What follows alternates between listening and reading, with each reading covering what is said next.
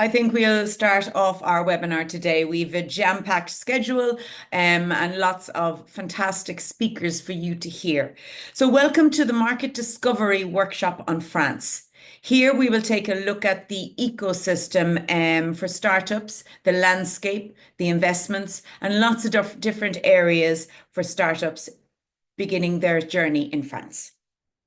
Just to give you a short intro to Seeds of Bravery, those of you who are new to this project, Seeds of Bravery is a 20 million euro project funded by the European Union under the European Innovation Council.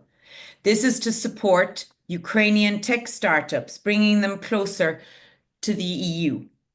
Since the Seeds of Bravery project has started in December 2023, this project has become a driving force, fostering innovation and strengthening the tech ecosystem of startups in Ukraine. To date, 3.6 million euros have been distributed in funding. 980 proposals have been received, resulting in 139 grants awarded to 110 companies. While most of the applications come from the Ukrainian innovators, we also have attracted submissions from Poland, UK, Germany, Ireland, Spain, and beyond. Submissions are generally targeting deep tech, infrastructure, education, science, and healthcare.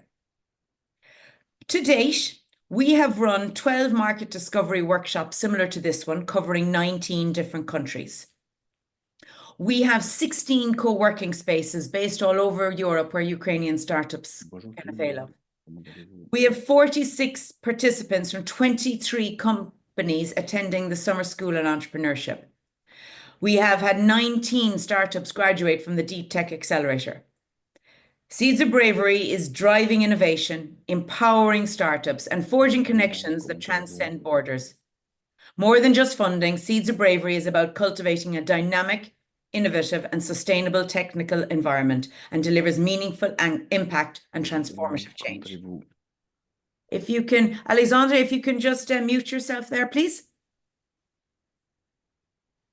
Thank you. The consortium is made up of 19 partners, 12 lead partners and 2 associated partners. There are 5 different project programs, ranging in grant funding from 10K up to 60K. They range from innovative services to rebuilding Ukraine to deep tech scale-up services. What do these programs include? Not only grant funding, they also have lots of programs, initiatives, and lots of supports that the startups can avail of. Market discovery workshops like this one, demo days, matchmaking with investors and accelerators, access to conferences, tech tickets, deep tech boosters, market fast track, lots and lots of different initiatives. Today, I am from Access BIC. We are based in Ireland, and we are one of the 19 partners within the consortium of Seeds of Bravery. Today, I'm joined by 3 of our partners in organizing this webinar. I'm joined by Alexandra Sandberg from Impact Hub Stockholm, and Alexandra will moderate the second half of this webinar. I'm also joined by Anna Kamensky from Da Vinci Labs, and we will be joined as well by Cecile Simzanki from DLA Piper, who is our legal partner within the project. We have a packed agenda, as I said. So we're going to start off with Thomas Favel from the Choose Paris region, who will give us an overview of the startup ecosystem in Paris and France. Then we will move on to Philippe Negrel, who will talk about the central region in France. We will then take a look at navigating the French deep tech ecosystem with Henry Lachapelle from France Deep Tech. I will moderate a panel discussion with 3 really interesting individuals looking at the investments seen in France for startups. We will then have a short break. Our legal partner, DLA Piper, will present a legal framework for startups in France. We will also have a presentation on IP regulations and looking a bit more closely at this from Alexandra Liashenko. We will have a different view of the deep tech startups in France from Javiera Valeros from CNRS. And finally, Tanya Miskova will give us an overview of another project which we think would be of huge interest to our Ukrainian startups, the Expertise France project. So, I'm delighted now to say that we are going to get things started. I'm going to invite Thomas Fauvel from Choose Paris Region to turn on his camera and his microphone, and I will stop sharing my screen. And and if Thomas would like to, there you go, Hello, Thomas. everyone. There you go. So we'll allow you share Yeah. and stop sharing. So if you want to, there you go.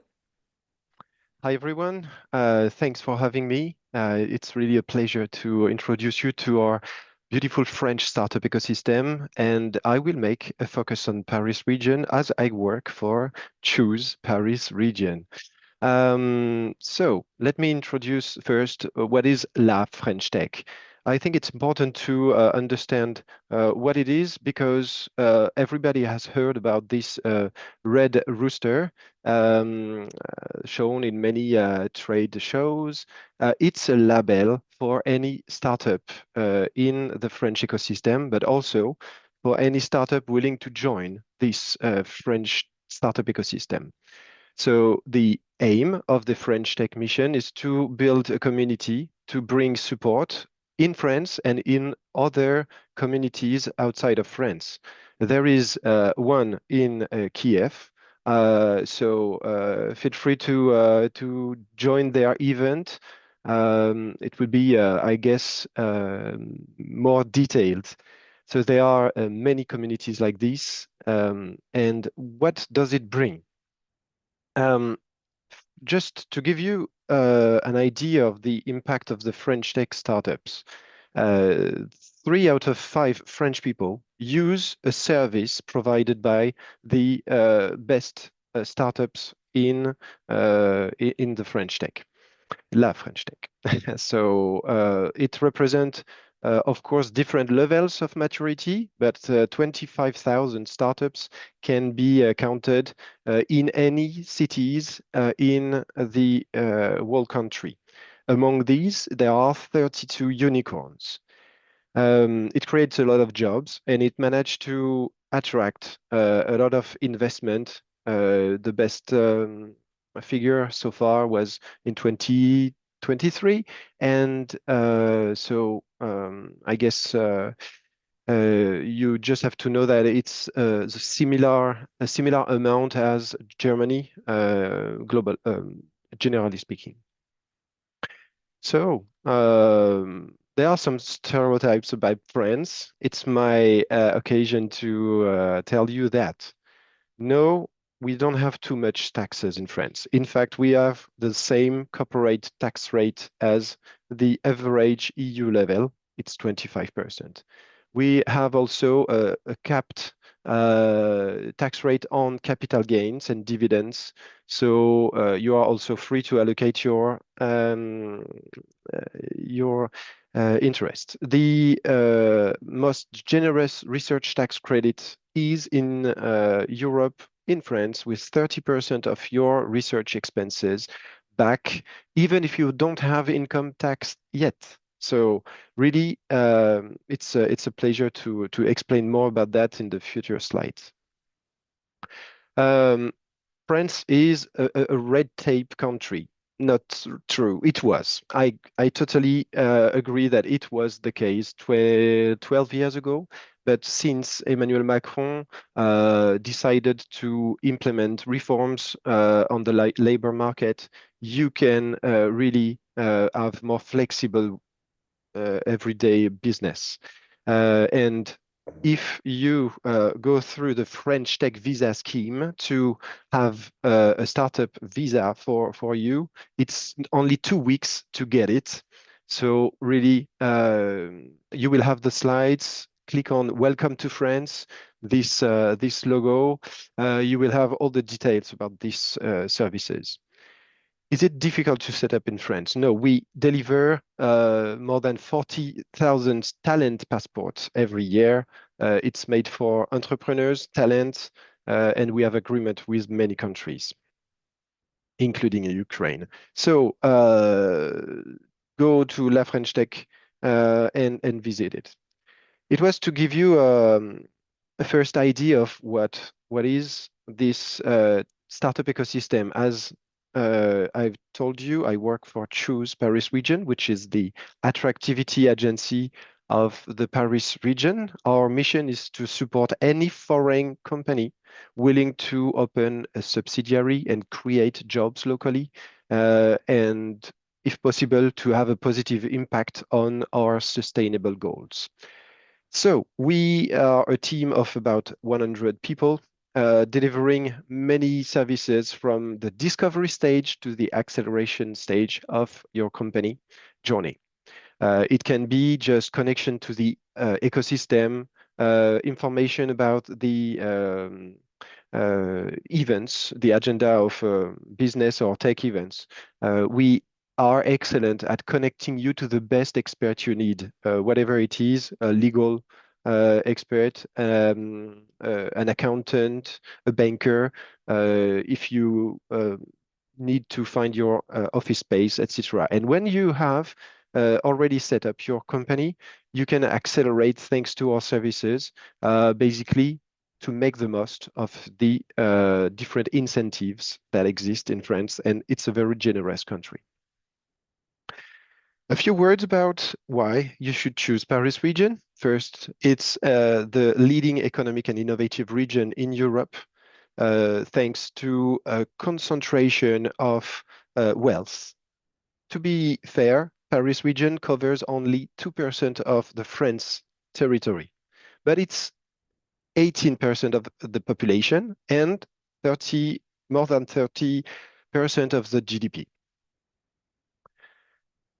Paris region is connected to the whole European country thanks to excellent infrastructures and especially train. Rails are fast train, and the sustainable way to travel is really our everyday way to move. We also have the most important concentration of Fortune 500 HQs in Europe, and the third in the world after Greater Beijing and Greater Tokyo. So just to tell you that France is a very centralized country where the economy relies a lot on large corporations, and startup can have partners in many industries. We are used to say that we are a multi-specialized region. There is not only fashion and luxury, there's not only museums. They are the best in aeronautics, in deep tech. I will tell you a few words. All these industries that you see here are present with decision centers in the Paris region. I wanted to highlight the fact that we are also a very dynamic metropolis in terms of different funding from VCs. Just the half of the London amount, but far affront to the other metropolises in Europe. We are also a talent pool. More than the quarter of the French student population is located and makes the studies in Paris region. We are also a region of R&D intensive region with many R&D labs, both private and public, giving jobs to 180,000 and plus R&D workers. It's a lot of investment every year, more than 20 billion euros. It's the equivalent of the Silicon Valley. So just to go quickly, what is the tech ecosystem? I chose to focus on AI, which is a hot topic today. And just to tell you that the complete value chain of tech companies is present in the Paris region. So we have a complete ecosystem from research to customers and funding and so on. First, starting with research, we have about, it's difficult to count, about 160 research lab dedicated to AI. They do only AI, and they are both public and private. Once again, they also have some joint research labs. As you can see on the map, here is the Paris city, the walls of Paris, as we say, and the urban area here. We have a concentration of labs in the center of Paris, a bit in the western part, and also in this area called Paris-Saclay, a place where you have the largest deep tech campus in Europe. So to give you examples of private research centers, we are proud to host now OpenAI, Meta for many years, IBM and Google AI was the first. So it's really where you can meet all the big players. There are also 4 AI hubs out of the 9 that exist in France. It's really cool to get in touch with the academics thanks to these AI hubs. We also have a very important computing capacity. Just to name DCs, data centers. Data centers are maybe the third, more than the third of the French data centers are concentrated in Paris region. Concerning the talent pool, especially in digital, you can rely on a lot of students, as I told you, but also rely on management schools. We have the top 3 out of the top 5 management schools in Paris region, and many engineering schools delivering every year very well-trained talent, especially good in mathematics. Just to give you the numbers, as for October 24, it was Paris region was able to provide, according to LinkedIn, enough talent to be on top of London area in the field of digital transformation. We also have a lot of people who are specialized in AI, having the one of the skills needed to work in the field. More than 100,000 people can deliver this kind of services. They work for large companies, but not only, and you can have access to them thanks to the French tech. And another cliche, maybe, that is the wages you have to pay to the data analyst, to data architect. France is not so expensive. If you want to hire a very well-trained junior data analyst, you will have to pay only 40K euro. This is, of course, the gross salaries. On top of this, you have 40% charge on salaries in France. The startup ecosystem just for Paris concentrate a third of the French startup ecosystem, but the AI-focused ones, you can count about 400 startups that, design AI models for themselves, not just using AI, developing AI. And maybe you've heard about Station F, the largest startup campus in the world, with 1,000 startups under the same roof in the middle of Paris. It's a very impressive location for companies. It's just a part of the ecosystem, but a central point.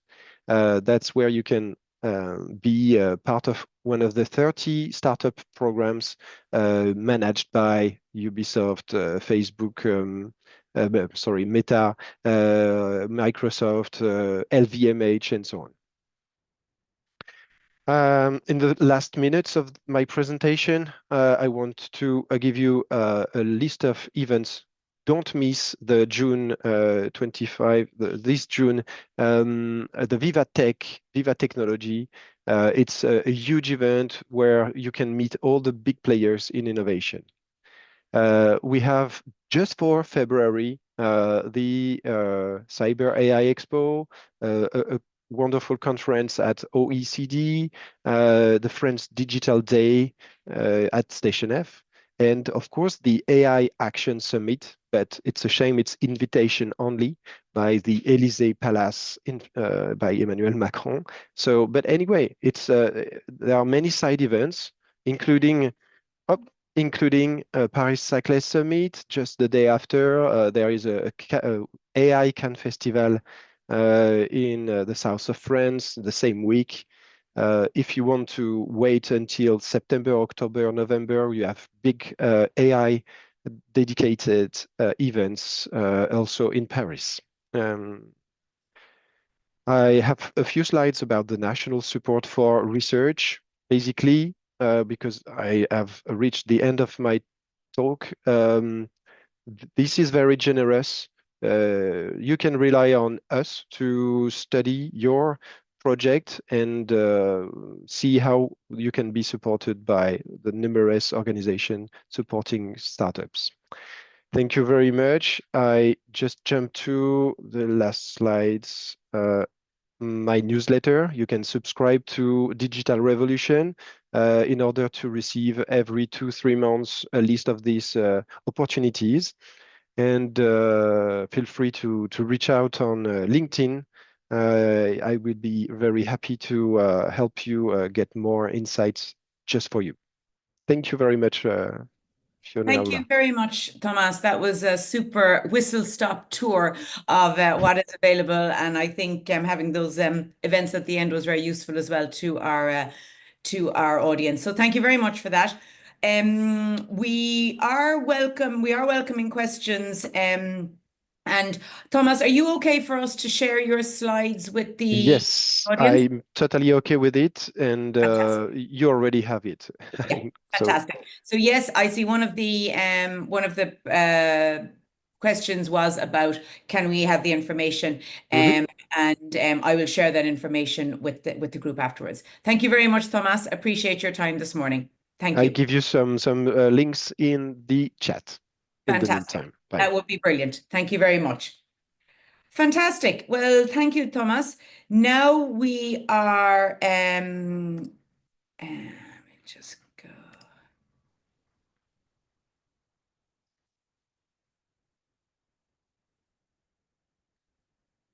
So now we are going to welcome Philippe Negrel from the Ministry of Research and Higher Education to give us an overview of the central region in France.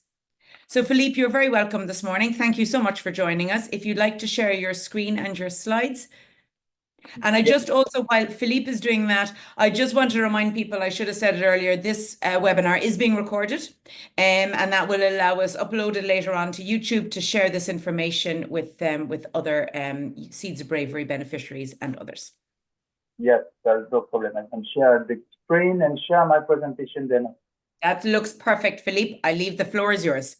Okay, thank you. So, hello everybody. So my challenge today is 5 minutes for giving you the overview of the region Centre-Val de Loire. So the Centre-Val de Loire region is just south of Paris. If you remember the presentation by Thomas just before, it's just south from the Paris region. The main characteristic of the region is the Loire River. You have as a picture here the Chambord Castle, which is the castle of François I, and the Loire River is very important to structure the region. In the region, we have 2 universities, include the 2 metropoles, Orléans and Tours, and we have also 1 engineering school. We sit in Blois, in the center of the region. It's funded by the CVL University Center. The name is CUCVL. You have all the links in the presentation, so then you can use them then after. We have more than 70,000 students in the region. We have also 5 world-renowned public research institutes. The first is the BRGN, my institute. The BRGN is the French Geological Survey. Then we have the CNRS, which is the National Center for Research, a very general center for all the topics of research. INSERM is dedicated to health, INRAE to agriculture, and CEA to nuclear research.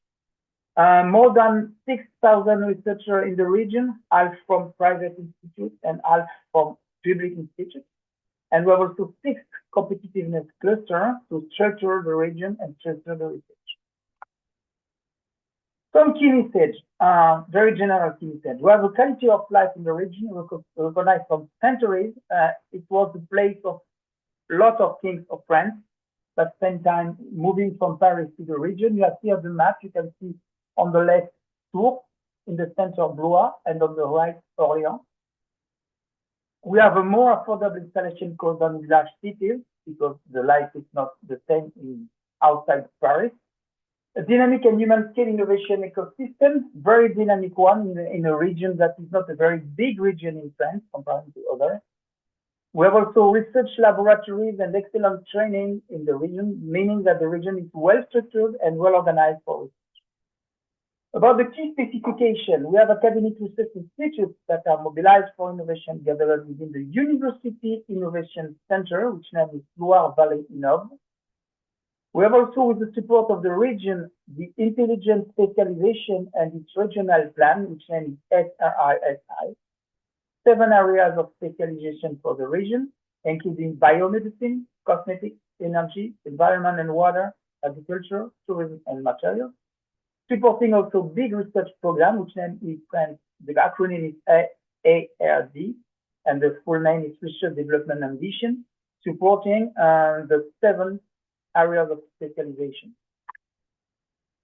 We have a triptych ecosystem: higher education, research and innovation, either from public or private.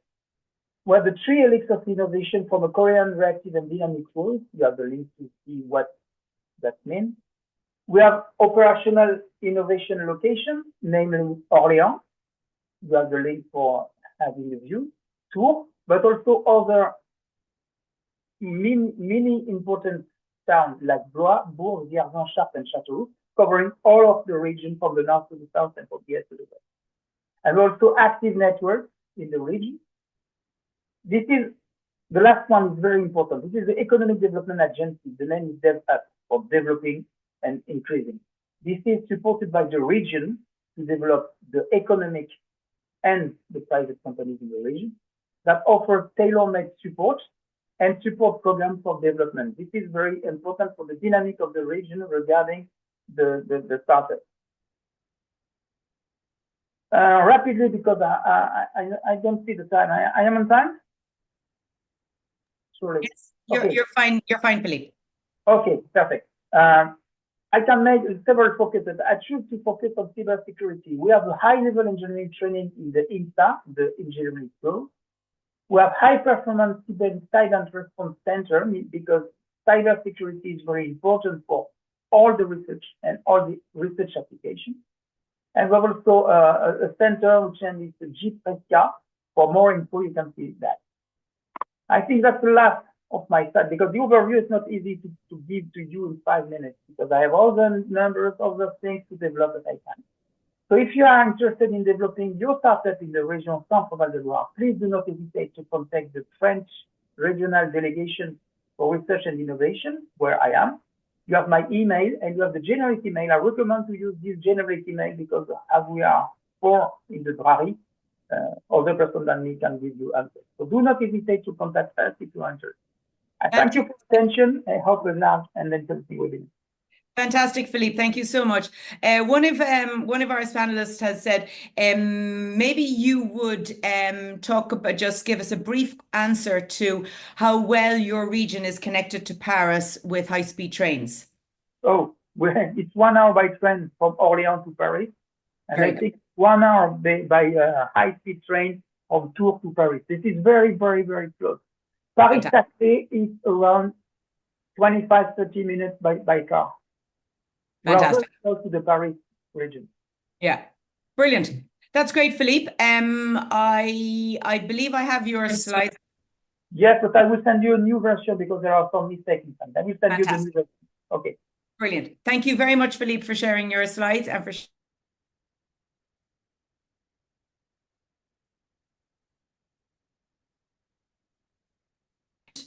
I'm delighted now to welcome Henry Lachapelle from France Deep Tech, who will give us a presentation on navigating in the French deep tech startup ecosystem.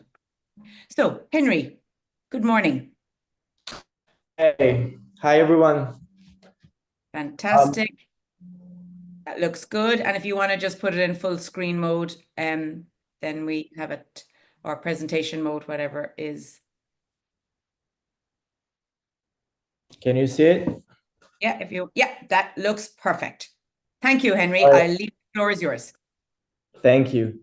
Hi, everyone. I'm super happy to be here. Thank you, Philip. Thank you, Thomas. Thank you to all of the organizers. Super quick about myself. I've worked for the French investment public fund, a sovereign fund called BPI. I've spent a few years in New York supporting CEOs growth, French CEOs, through a network called French Founders, and I'm now commercial and community director France Deep Tech, which I'm going to talk about today. Basically, I'm going to split my presentation in two, talking about France Deep Tech as the organization I'm working for, and also deep diving into the collaboration between corporates and startups, as well as institutional. Super quick. First, to make sure that we are all aligned with what deep tech is, it's mainly about science, problem solving, and being able to create patents out of it. So basically here you have a few lines of what's important whenever we talk about deep tech. So of course, it's mainly about how you build research and development, how you protect it, and your capacity to create a business model out of it. Sorry. So a quick history of deep tech. Our organization has been created a year and a half ago. It's an investment fund-led initiative. Basically, what we thought was we had few organizations that were really efficient whenever we talk about technology, mostly SaaS products. When we talked about super precise verticals such as biotechnologies or AI, but we didn't have an organization that was able to cover deep tech, has scientific topics. So when I'm talking about deep tech, it means that we cover all subjects of science, meaning biotechnologies, semiconductors, new space, AI, robotics, and so on. I will talk a bit more about it in a few minutes. So France Deep Tech has been created a year and a half ago. Nowadays, we have a bit less than 300 members, 200 of them being startups, because for us, it's really important to support startups. So it's our main focus. A sixth of them being investment funds from all categories they covered, from seed to growth. We have, of course, private equity funds and the sovereign funds, BPI, which we're working along with. And we have what we call ecosystem and partners, meaning all of the financial, legal, social, HR support that we can provide to all of our startups. Here you have a bit of more what we do in terms of. France Deep Tech has two main missions. We have the mission of supporting the startup ecosystem in terms of deep tech, but it really means two things. It means provide networking for our startups, being able to connect them with the corporates, with the investors, with the institutions, and we do lobbyism. When I say lobbyism, it means that we basically work along with Ministry of Finance, of Research, General Assembly, and again, I will talk a bit about the workshop we've been doing through the entire year a bit later on. When I talk about networking, it means that basically France Deep Tech provide, or at least try to provide, as many events and expertise that will be able to gather all the community all together. Meaning that throughout the year, we organize both online and offline events Offline events are our main events. We try to gather between 100 and 150 person, most of them being, of course, startups, but also investment funds and corporates.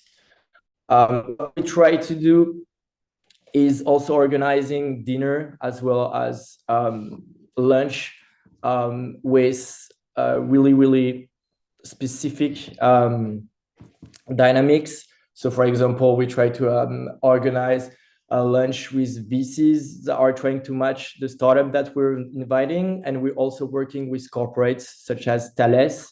I don't know if you've heard, that is one of the biggest corporates to develop specifically dedicated events for Thales that will be able to source startups that are within our networks. Our offline events are mainly webinars, just like the one we're doing right now. Now, when we talk about lobbyism, we've basically developed 4 different workshops about for us, what we consider the main pain points regarding French ecosystem right now. The first one is tech transfer. Second one is financing. Third one is public orders. And fourth one is regulations. So I have a really interesting news, because we've been able to deliver all of the 4 workshops to the press throughout a press conference yesterday morning. And we will also cover all of the ministry, including Ministry of AI, Ministry of Finance, and Ministry of Research. Basically, all of these 4 topics has been covered by 8 group members coming from both startups, fund investments, as well as academics. What we wanted to do was to be able to promote all of those 4 workshops throughout 51 actions that we've deployed throughout the paperwork, and that we will hand to the government, being able to make things move for the startups. We didn't focus on asking for more financement, but more on trying to work along with the institution, trying to facilitate basically startup paperwork. What it means is we've tried to accelerate processes we can find in tech transfer. Those can be really long whenever you have a pattern that is developed throughout center of research. Being able to turn it into a cap table that is reliable and that works for both the CEO and the PhD is really complicated. So our main focus was trying to facilitate that. Public orders was basically trying to focus on how can we make it easier for the startups to be able to access to government demands. Financing was about to able to work on treasury and be able to work along with corporates and startups in terms of payments.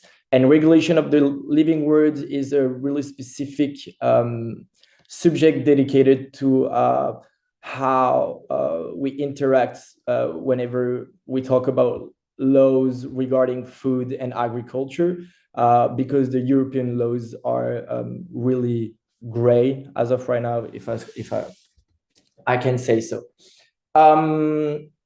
So that's what we do in France Deep Tech. Basically, our main mission is to support the French deep tech ecosystem by giving keys to the startups to be able to interact with both institutions and corporates. Now, about myself, I think I will give out in the chat my email address if you want to talk a bit more about that. I will go into the second part of my presentation, basically talking about, and I'm sorry if I may, is the presentation shared? Yeah, we can see the slide with the 3 photos. Okay. I'll stop sharing it if you may, because the second part of my presentation will be without different exactly. So I will go really quick on the market trend, because I think that nowadays everyone is able to look out on the internet, and I think that Thomas has been really effective at presenting the ecosystem as a whole. I'll talk about the collaboration between corporates and startups, and also talk about financing in France as of right now. About market trends, really quickly. I'm talking about France Deep Tech figures and what we've been able to gather for 2024. In France, the three main trends as of right now are biotechnologies, AI, and quantum, and energy. I'm really not surprised. Biotechnologies is really in the French culture super important. We have initiatives such as Institut Pasteur that has been growing and supporting the ecosystem throughout the years, being able to foster innovation in medical research. So we have big company that you could look out, like DNA Scripts or Okin, that has moved quickly in the US, and I will talk about that also. About quantum, we have two main companies as of right now, being Pascal and Alice et Bob. We also have a lot of AI companies, such as, I'm sure you've heard, H Company, Poolside, or Mistral AI. And talking about energy and climate tech, the biggest as of right now has been Vercor and Electra. If you want a bit more information about them, I'll be super happy to share a bit of paperwork. Just feel free to email me. Now, collaboration between corporates and startups. What's quite interesting is I've started my career when I was in the US. Collaboration between startups and corporates in the US are key components of what has been able to make emerge leaders such as the GAFAM in the US. I think that in Europe, we've been doing better, but we're still lacking a bit of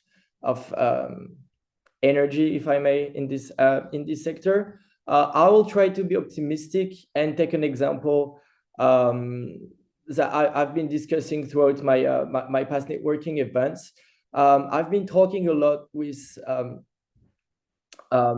direction of innovation, and more precisely CVCs, so corporate venture capitalists, that are big components of how you support a startup into making it into the industry and making it bigger. I've been talking with EDF. I don't know if you know them. They're basically the main French energy provider. It's a really big company. When we talk about the splits between their research and development and their innovations, figures says it all. They have 2,200 person. Whenever we talk about research and development, they have only 70% whenever we talk about innovations. The corporate venture fund is composed of 10 or 15%, but they have 2,200 engineers.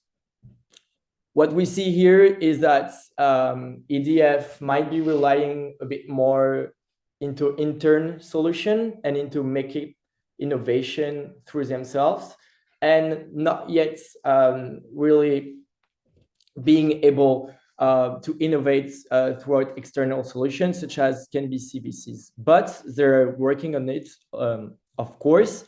And they've talked about the company that they've been supporting, and I think that the use case was really interesting. The company is called Switch Energy. They're basically also an energy provider. They have a pattern that comes from the Center of National Research. If I'm telling that, it's because it shows that this company comes from institutional research and as making it into I hope, a really big company. Sweet Energy is providing hydro energy, and basically EDF has been able to provide two synergies, two things that are really, really important. And that is a classical example of France is able to, whenever we're talking about supporting the ecosystem between corporates and startups. The first one is being able to provide technology and science. What I mean by technology and science means that, again, Switch Energy being a startup, they count no more than 50 persons within it. And EDF is relying on 2,200 engineers, which is a lot. Whenever you're working on a specific business model, usually you tend to forget about all of the other aspects of what building a factory is. And that's where you have the intervention of EDF that has been able to provide massive research and developments for Switch Energy in terms of material knowledge. They have specialists that are able to provide super deep insights for this specific factory building. And also they were able to validate technologies that Sweet Energy was able to process within their core factory, which was a massive help for Switch Energy into being able to bring their business model to reality. So the first thing was being able to provide scientific expertise. The second one is that they basically developed a joint venture, meaning that both the scientific developments of Swift Energies as well as the expertise of EDF in terms of energy as a whole has become a joint venture for their joint production tool. And again, whenever we talk about being able to deploy a production tool, meaning making it into the bigger step, it means massive investment. We're talking about over 100 millions of investment, and only companies such as EDF are able to deploy such funds. The last synergies that they have been able to provide is also super underrated but super important: legal and compliance. Because as you may know, whenever we're talking about deep tech, it means being able to protect patents. And protecting patent is also about being able to deploy massive investment in terms of legal and compliance. Those are basically EDF-led initiative, being able to provide their own legal counselor as well as all of their jurisdiction party in order to help to protect Switch Energy patents. Great. Henry, I'm afraid we're going to have to leave it there. Sure. Fantastic. I was really finished. Just 2 minutes about the government's led initiative.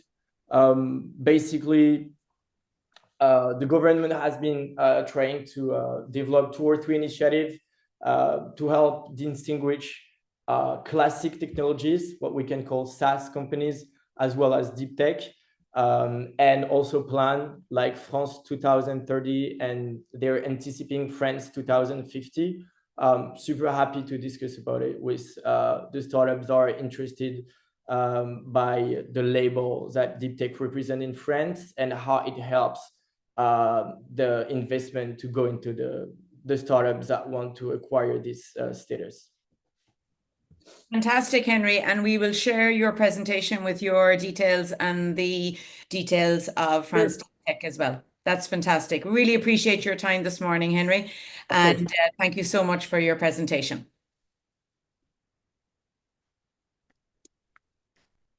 I'll share my my email in the chat. Fantastic. Fantastic. Now we're moving to a discussion on the investment landscape in France. I'm joined this morning by Marcel Drige from Sophia Business Angels, from David Dominguez from TechMind VC, and Jacques Meller, CEO of France Angels. So delighted to have you all here today. So if you want to turn on your cameras, Marcel, and I see Jacques there, and David, that would be fantastic. I can see you all now. That's great. What I'm going to do is I'm going to ask each of you to introduce yourself. Then Jacques is going to give us a short overview with some numbers from 2024, which is great. So Marcel, I might just start with you, and then I'll go to David, and then Jacques, you can introduce yourself and then deliver your short presentation, and then we are going to have a discussion. So Marcel, if you want to kick off and just give us a little introduction to yourself. Janela, thank you very much. I'm very humbled to be part of you. My name is Marcel Drige, former president twice of Sophia Business Angel. It's a business angel club based in Sophia, Antipolis, and Nice. Today, I basically changed direction. I'm in Doha, in Qatar, in case you're interested about the GCC. But one important thing is it's all about connection. It's all about networks. I sit on the board of the largest federation of business angels called EBAN. For many, many, many years. And I co-founded two new business angel club. One of them is for North Africa called Maghreb Diaspora Business Angel Network. And the latest one is called the Investors of the Mediterranean, to make sure that those 23 countries around this beautiful sea called the Med, they're all connected and cross-border investment. Thank you, Fiona. Fantastic, Marcel. And we have worked with Marcel over many years on many different events and projects. So delighted to have you with us today. Thank you. David, if you would like to give a short introduction to yourself and TechMind VC, that would be wonderful. Yeah. Hi, everyone. So I'm David Dominguez, the founder of TechMind. We are a VC firm operating since 5 years now. And we have invested in 36 startups until now. I'm really glad to have the opportunity to speak here. As I mentioned to Fiona, we have invested in Reply, which is one of our best success, an Ukrainian startup. So I'm really glad to be here with you. Fantastic. Thank you very much. Now, Jacques, I will let you introduce yourself, and then if you'd like to share your slides, we'd be delighted to hear more. Thank you, Fiona. Thanks for having me. I am Jacques Meller, the co-president of France Angel, which is a French federation for business angel network, which represent actually more than 5,000 business angel gathered in France. Business angel are individuals who invest their own money into startups, and mainly at the very early stage. I have personally been a business angel for more than 15 years, having driven more than 30 investments in different sectors in startups. So the French Federation invests, or as a whole, our networks invest in more than 400 startups per year, and investing about 70 million euros at the very early stage, meaning that business angels are here more often than not the first private investor coming into the capital of early startups. So that's our position. And I will move on now to my presentation, showing you what is the landscape of financing the startups and innovation in 2024, last year. These figures have been released last week, so they are very recent, and these have been published earlier this week in different support. So I will move on my presentation. Do you get it? No, if you just want to click share at the bottom of the screen. Share. I'm looking for it. No, it's yes, it's no, starting now. that's not the yeah. Sorry. Oh, you're grand. You're fine.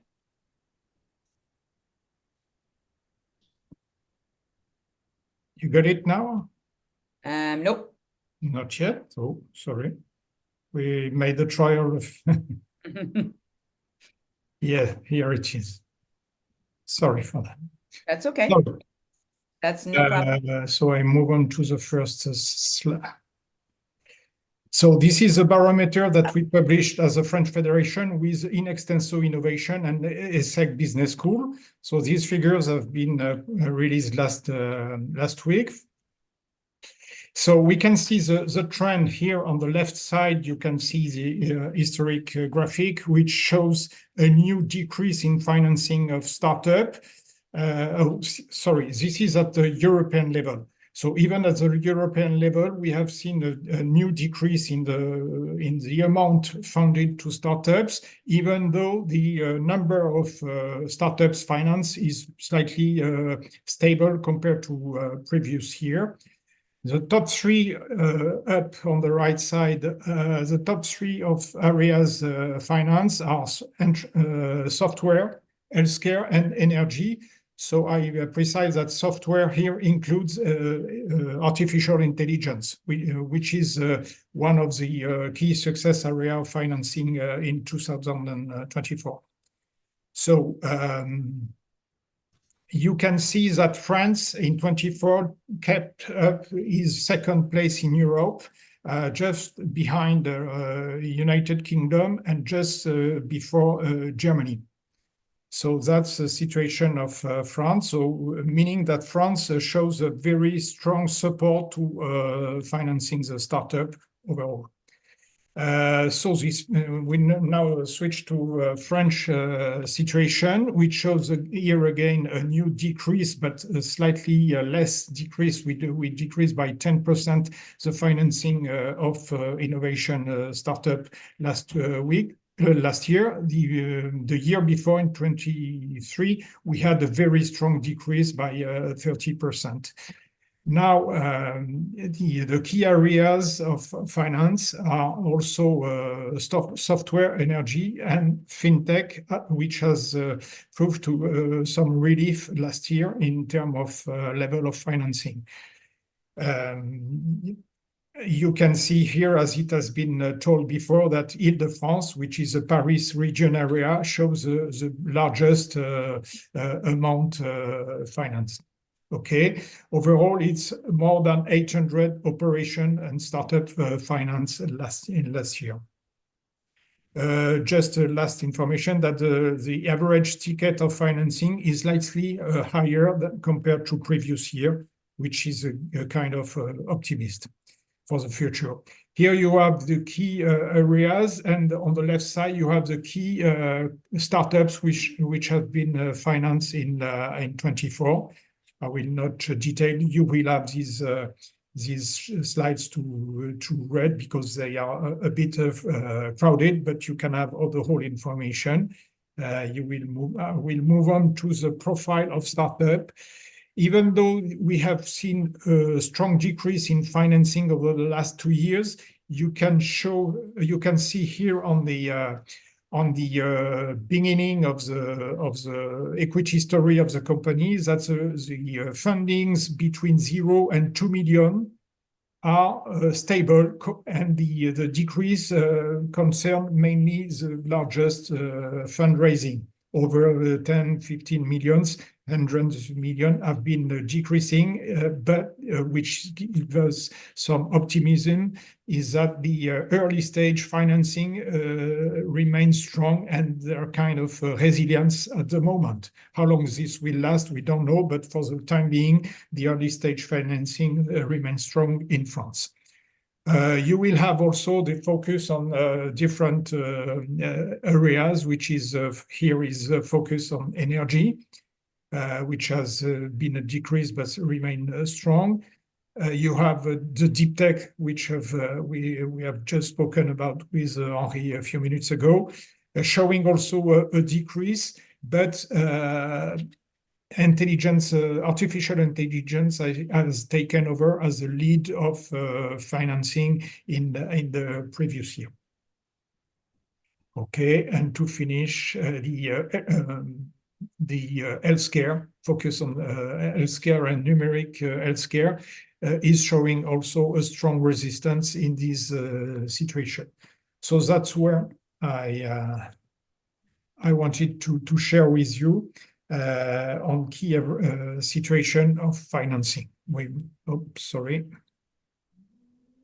That's fantastic, Jacques. Thank you so much. It really gives us a very clear overview of where investments in France are going. And I think it is very similar to the trends that we've seen in Europe, certainly with the numbers that have come out of IBAN earlier this year as well. So let's move on in a discussion. And Marcel, if you want to turn back on your camera and your microphone. I'd like to go to you first, Marcel, and really talk about Sophia Business Angels and investing, and what type of companies are you investing in? How did you find 2024, and where do you what are the quantities? What are the amounts? And I'm presuming it's probably reflective of what we saw in Jacques' presentation. 100%, Fionella. One of the exception, I think. We always talk to our friend Jacques and to David when it comes to Sophia Business Angels. I think from 22 years ago, when our friend who left us, Senator Pierre Lafitte, and Edgardo da Fonseca, the co-founder of Sophia Business Angels, we were always from day one really targeting the world internationally. So any numbers that Jacques was showing, very, very amazing work with David. We're really focusing on the French tech in general and what's happening with those three trends. When it comes to us, I'll give you an example that you don't see in these slides. We do space as well. I mean, we just did an SPV with Candace Johnson, our current president, with the exploration company. This is a Franco-German founder, and they gave us access to 1 million SPV. So every single member of Sophia Business Angels had the chance to invest in it. Good news is it's tagged with an investment of 160 million. And right now the company already have 300 million of purchase order from the space tech agencies. So I think Sophia Business Angels, the trends in general, we have Sophia Antipolis. I mean, the South. I think our friend so far in Paris been speaking a lot about what's happening in Paris. But the South, I think we are, watch for the space. We are gently going into AI. We have this thing that we did with Jean-Louis Brelet and with Candace and with Marco Landi, AI initiative called Europea. And we're really ambitious with Alex Widmer. We're really ambitious to do a fund of 200 million where we're going to have a label within Europea label called ethical AI. I mean, that's one of the things that is keeping us really awake every day. We meet every week, and we are behind the World Festival of AI in Cannes as well. So watch for that AI trend coming in from the South Coast. Me personally, I invested in 27 companies, and I think I have only about 2 of them that are based in France. One of them is a Swiss based called Faveo, business intelligence with AI for many years. And right now they are a super scale company. And the other one is called Cyberflow Analytics, which is machine learning AI based in San Diego. And we just exited and we sold it to Webroot in Denver. So I think Sophia Business Angel have really that kind of a unique, and that's how we met you guys in Ireland all those years back, because we love to have European cross-border investments. And one detail I want to share with you as well, what Jacques said, France Angel, Sophia Business Angel is a partner, is actually a member of France Angel. I think, Jacques, correct me if I'm wrong, there is about 63 clubs in France, yes, around the hexagon, as we say. And we are as well a member of Business Angels. My message to all you founders there, especially our Ukrainian friends, make sure that you network. You'll be absolutely amazed. You're connected to Fiona via Cork BIC access. By default, you're connected to us, to Sophia Business Angels, to France Angels, to IBAN. And the frightening thing, we even have a relationship with the Association of American Business Angels as well. So I can tell you stories, how it starts. So you are definitely in the right hand with our friend at Access BIC, and reach out if you feel that you have a good story. But like I said, our landscape, we're agnostic. We do space, we do AI, agri-tech, and the story goes on. Fantastic, Marcel.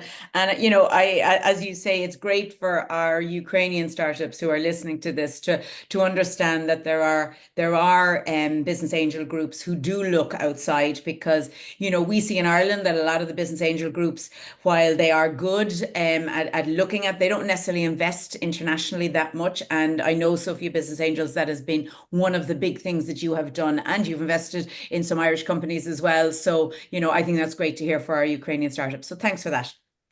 David, I'll go to you now. And I think for the purposes of our discussion today, why don't you tell us a bit more about TechMind, the VC, what you're investing in, and how much you're investing in, and how that process works?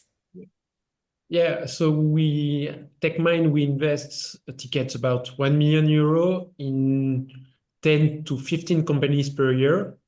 We are looking for founders with top-tier track record.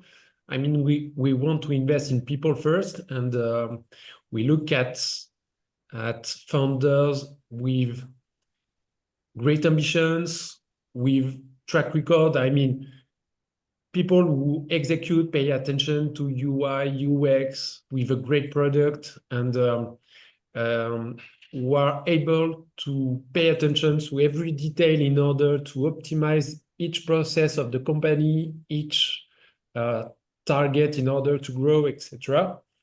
We invest in different areas. We have some companies that have been mentioned previously, such as Alice and Bob in the quantum. We have invested in 22 in the AI applied to camera vision. So we are quite agnostic. Our focus is technology each time. As many investors in Europe right now, we are looking more and more at deep tech companies all over Europe. We also invest a little bit in Africa sometimes. Yeah,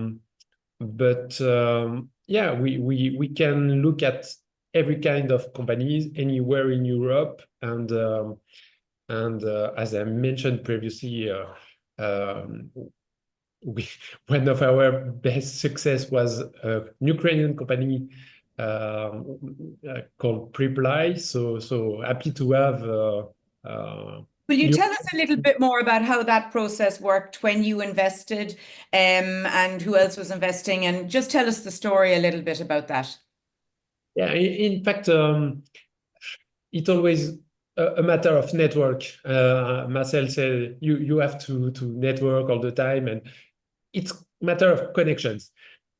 To be honest, it's pretty rare that we invest in companies from cold emails.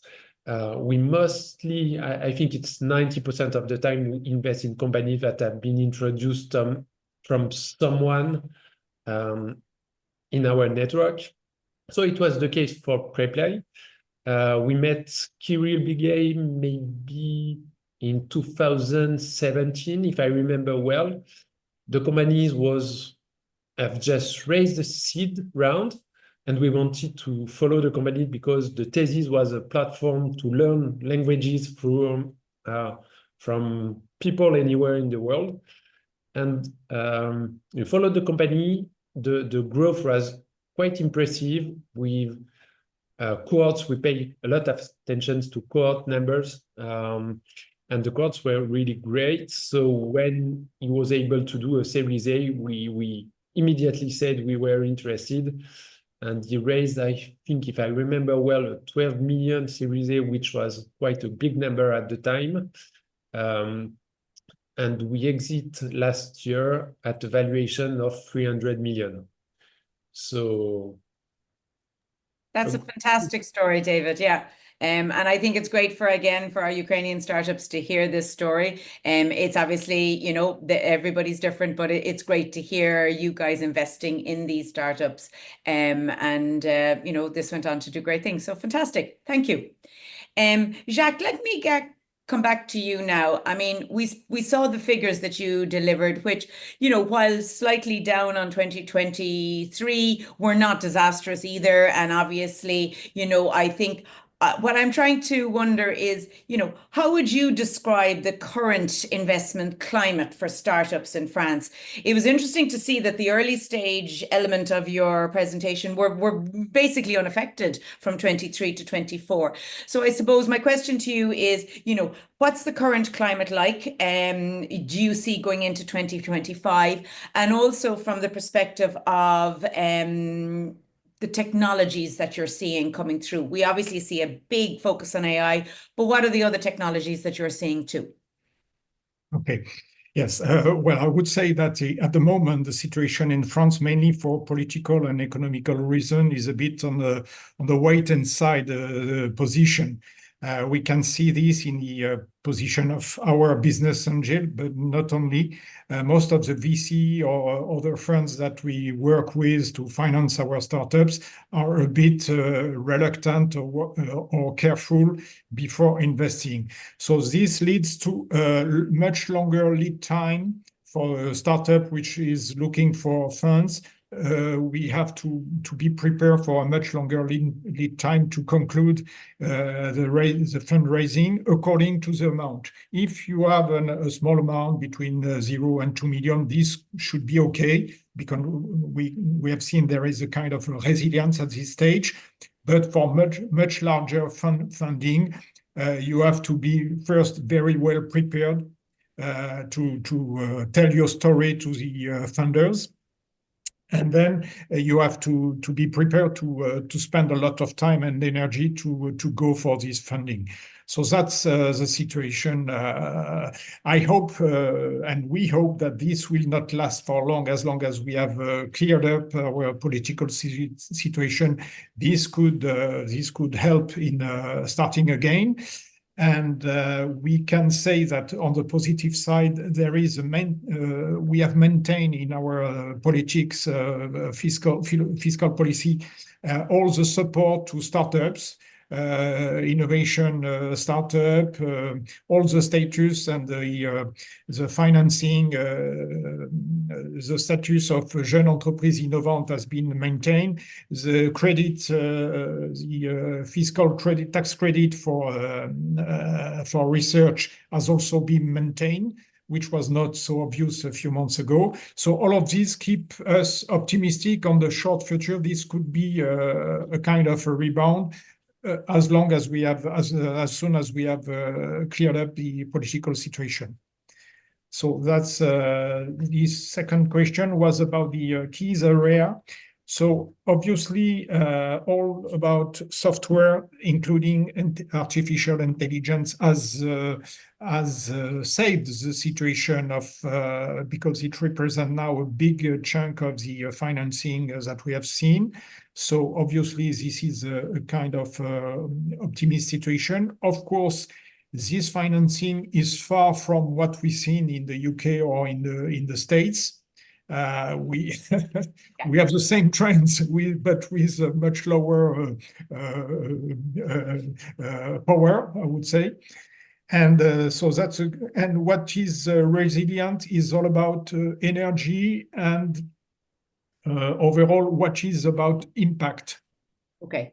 So and as well deep tech, including artificial intelligence, but also healthcare, biotech, and healthcare overall remain at a strong level. All about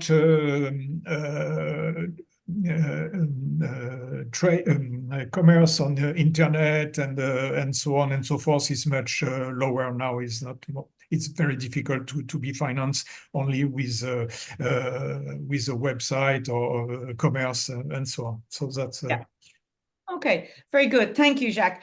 Marcel, I'm going to ask you, Jacques mentioned there the investments in the whole startup area that have been maintained. How important, from your perspective of a business angel investor, are the accelerators and incubators and co-working spaces for nurturing the next generation of startups in France. And from your experience, certainly in the south of France, we've obviously heard about Station F in Paris, and we all know about that. But I know you do a lot of events, you do a lot of accelerators and academies. So how important is that investment for helping the startups? Definitely important. I think most of the deal flow that both our friend David at the later stage, and as you know, my wife is running a fund as well, depends heavily all the way from the start, which is basically academia, where the ideation starts. So part of the whole ecosystem, people forget this particular ecosystem and the food chain. Academia for deal flow, early stage incubation, and then acceleration, and then we're going to start about scaling up. And then that's where all the three people on the call right now, we all complement each other in that food chain, which means that me personally, I always tease my wife, I say, I do the heavy lifting, and I think you're doing the same thing in Ireland. You know, we take the entrepreneur, we coach him, we mentor him, we basically challenge him, we open doors for him. It's all about smart money. One thing that I think I have to give an advice to all your Ukrainian out there, it's all about the trust element that you're going to be sharing first when you meet that business angels. Make sure you do your home research. So yes, incubators are important, but at the end of the day, I've noticed, as an example, when incubation program stops, I was amazed, be it here in the GCC, in Europe, in North Africa. Similar things are happening even in Malaysia, where they're not investment ready. So that's what I think people have to pay attention. What does it mean, investment ready? You do an amazing job in having what you call the slides, how to sell, how to monetize into the customers, and you should do that. But we are a special breed of people when you start pitching at us. And if you're not telling us the right story, well, guess what? Doesn't matter what brilliant idea you have, you're going to fail. And we talk to each other, by the way. I mean, this is what I'm saying about connected to each other. So incubation accelerators are very important. But the bottom line, please, founders, go for that smart money. You're not looking for a check. Make sure that you are choosing the right business angel when you start pitching, and then they're the ones who are connecting you all the way to Series A. I even have a joke about this. I even helped a couple of startups show them the exit as well. So make sure you do the homework in why should you talk to Jacques, what should you talk to David, what should you talk to me, and talk to you, Fiona. Make sure you do that homework and understand, maybe I'm wasting my time to this guy who is a space tech investor compared to a health tech or deep tech. So that's my message to you. No, and I think that's really important. And, you know, we through this Ukrainian project, we are helping Ukrainian startups getting investor ready. And one of the things, funnily enough, with our own startups in Ireland that we're finding, one of the key areas that they want us to start addressing is maintaining investor relations. Exactly. Looking after your investors, making sure you're keeping in touch. It's not just a once-off. And I think, you know, David, coming back to you, you know, you are probably more like a business angel than a VC, I would think. I think you nurture the startups that you work with, which is a really nice way to be. And I suppose, you know, it's really important maintaining those relations and investor relations.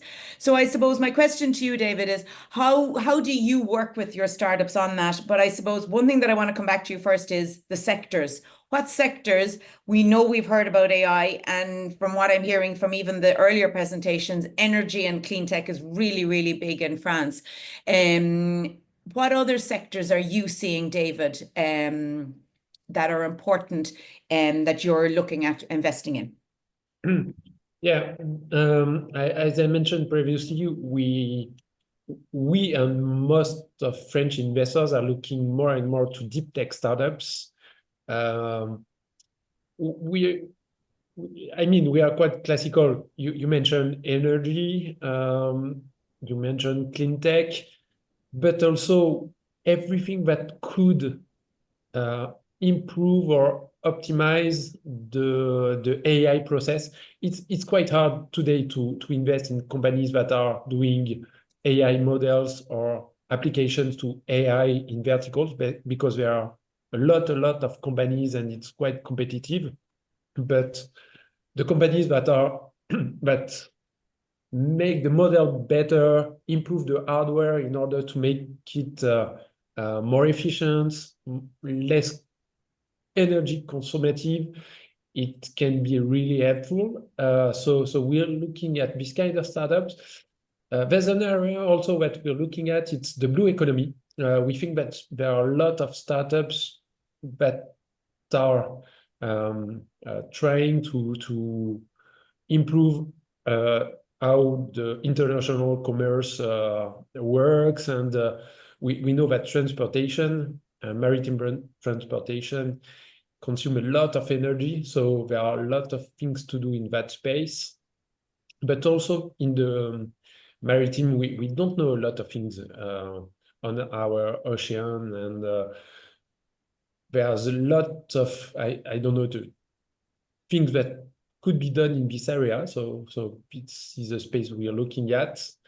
And we're looking also at quantum computing. As I mentioned, we have invested already in Alice and Bob, a French company that is closing right now some million, 100 million rounds, sorry for the French.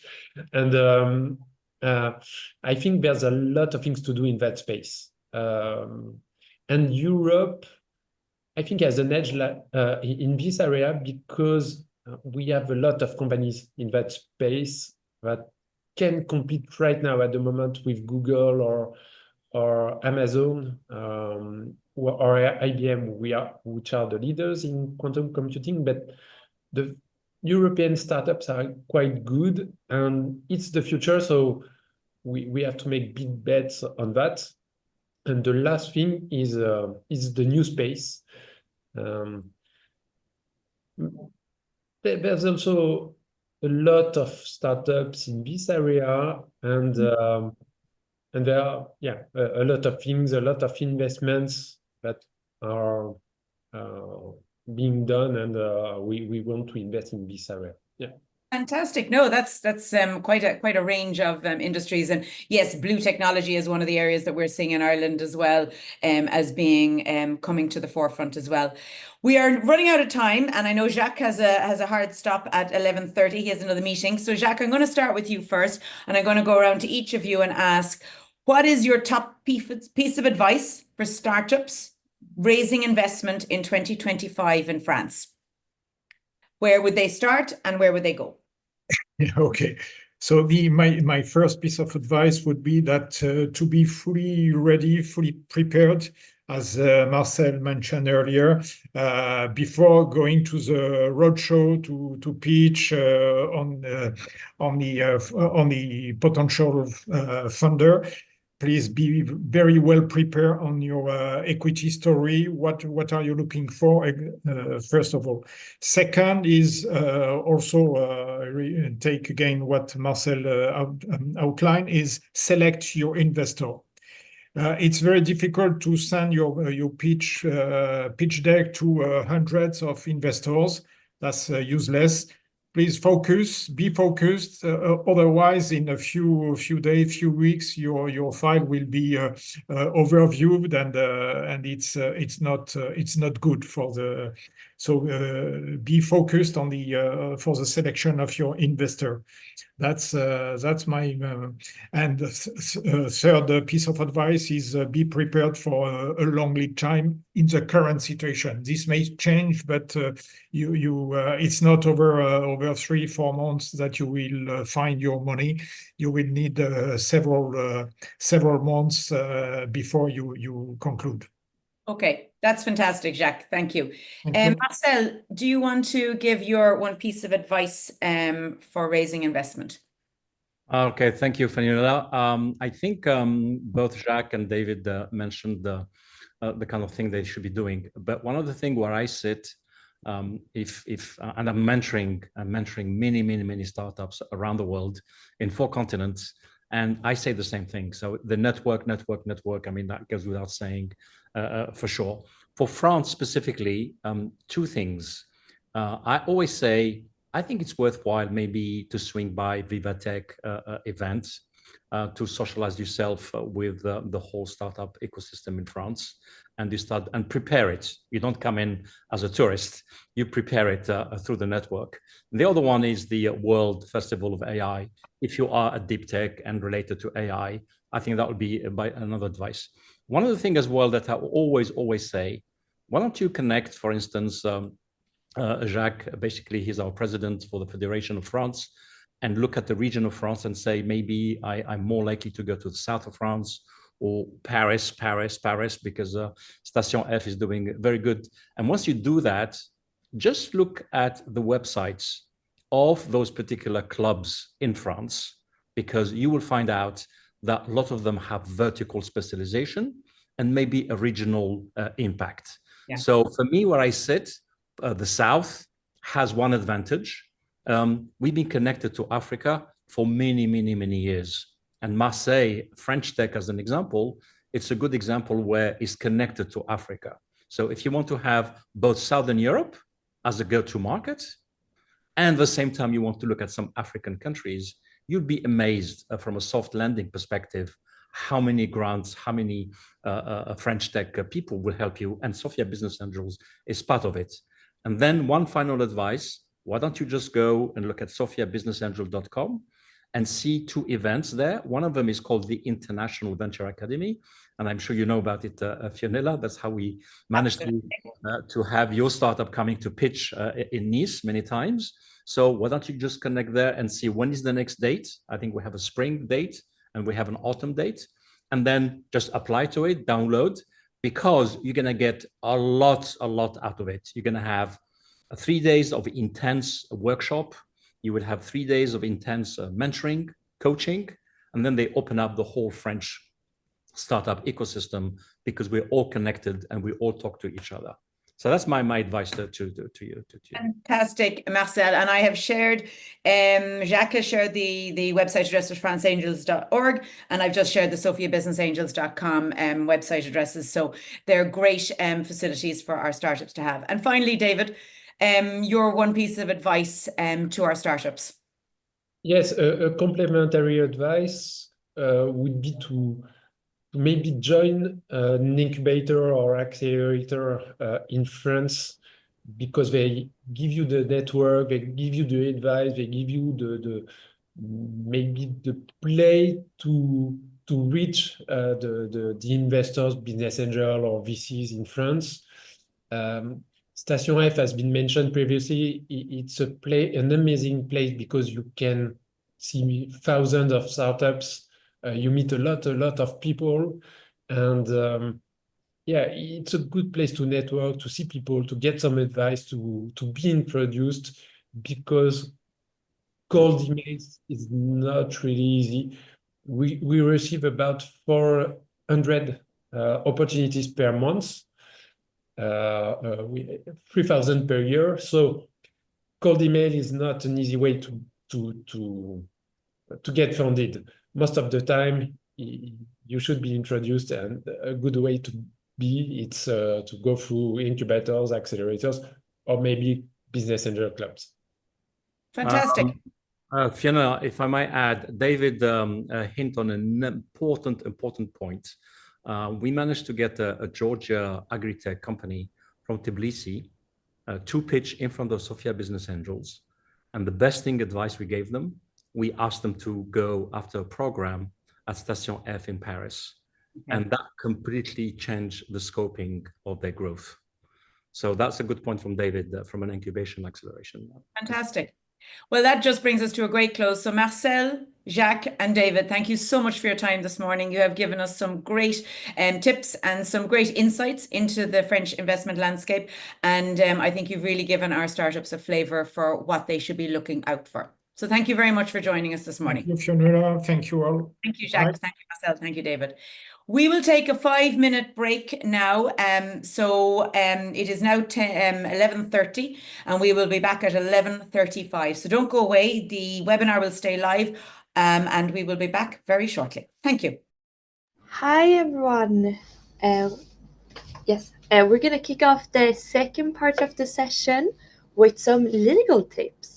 starting with Cecile Siemansky from DLA Piper, who's going to hold a presentation about legal framework for startups, the corporate aspects. So please, Cecile, if you're here, come up to stage and you can share your presentation. Yes, hello everyone. So I'm Cécile Chomansky from DLA Paper in Paris, and I do specialize in corporate law matters. Therefore, I will present you how to incorporate an entity in France. I am sharing my screen now. I hope that everyone can see it. Cecile, if you want to also turn on your camera, if that's possible, that would be great. Yeah, of course it is. And you can go to full screen mode then for your presentation. Sure. Just give me 2 seconds. Up. Da, da, da, da. Video.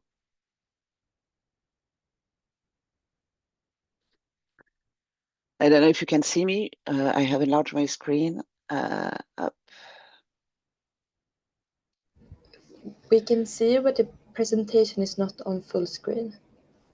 Yeah, you know. No. Well, I'm not very good with that. Hold on. How can I enlarge my screen? If you go to the bottom of the screen, no. If you go to the bottom down near there, do you see the little presentation? Yeah, just beside that. No, next. Over. Next. No. The next, and the last one there. Yeah, slideshow. Okay, sorry about that. Is it better? No, Okay. it didn't change. Well, for me, it's full screen. Okay. No. I can't do anything about it. Okay. Anyway, I will send the slides after. Yeah, if you just slightly enlarge the screen, it's because it's hard to read where you were enlarging the screen, at least that would be better. Okay, hold on.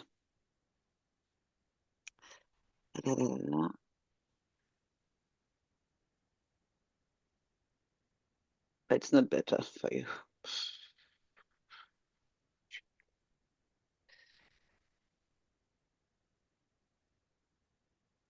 Yeah, that's bigger, so that's better. Okay, perfect. Sorry about that, but I'm a simple lawyer, not very good with electronic tools. So basically, in France, it's not very, I would say, difficult to incorporate entities.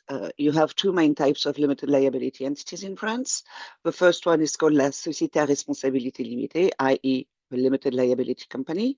And the second one is a Société par action simplifiée, which is a simplified joint stock company. From what I have heard before, if you intend to incorporate a company in France and to raise funds, i.e. to find business angels or to have investors, my recommendation will be to go for a simplified joint stock company, which is SAS in France. The reason why is that it is a type of company which offers a great flexibility, and most of investors will ask you to convert an SARL into an SAS. Both companies have a limited liability. For both companies, the liability of the shareholders is limited up to the amount of a contribution of a share capital. When you decide to incorporate a company, an SAS or an SARL, there is no minimum share capital requirement, i.e. the initial share capital can be €1. Obviously, a company, once it is incorporated and registered in France, will have to face some expenses. So usually the initial share capital is higher. Also, if you want to look, if I may say, more serious towards your investors, the share capital should not be €1. But as a starter, there is no minimum share capital requirement. So therefore, you can go for a €1 share capital and then afterwards increase it. In France, shares are issued in remuneration of a share capital. So for example, and you are free to fix the par value of the shares, i.e. the There is no minimum requirement. The par value can be €1, it can be 0.1 or 0.10 cents. In order to incorporate an SAS or an SARL, there are no specific requirements relating to the shareholders, i.e. you can have one or more shareholder. The shareholders can be individual or legal entities. And also there are no restrictions relating to the nationality or residency criteria of the shareholders. Shareholders each year can decide at the time of the approval of the annual accounts to distribute dividends in remuneration of the investments that they have made in the company. So regarding the corporate bodies, as a general principle, the legal representative of French companies have full powers towards third parties to represent and commit the company.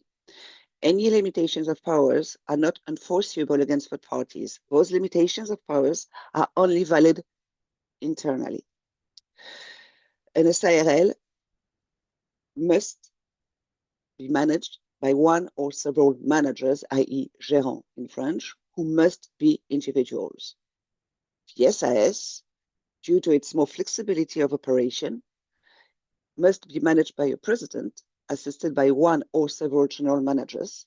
The president and the general managers have the same representation powers toward third parties.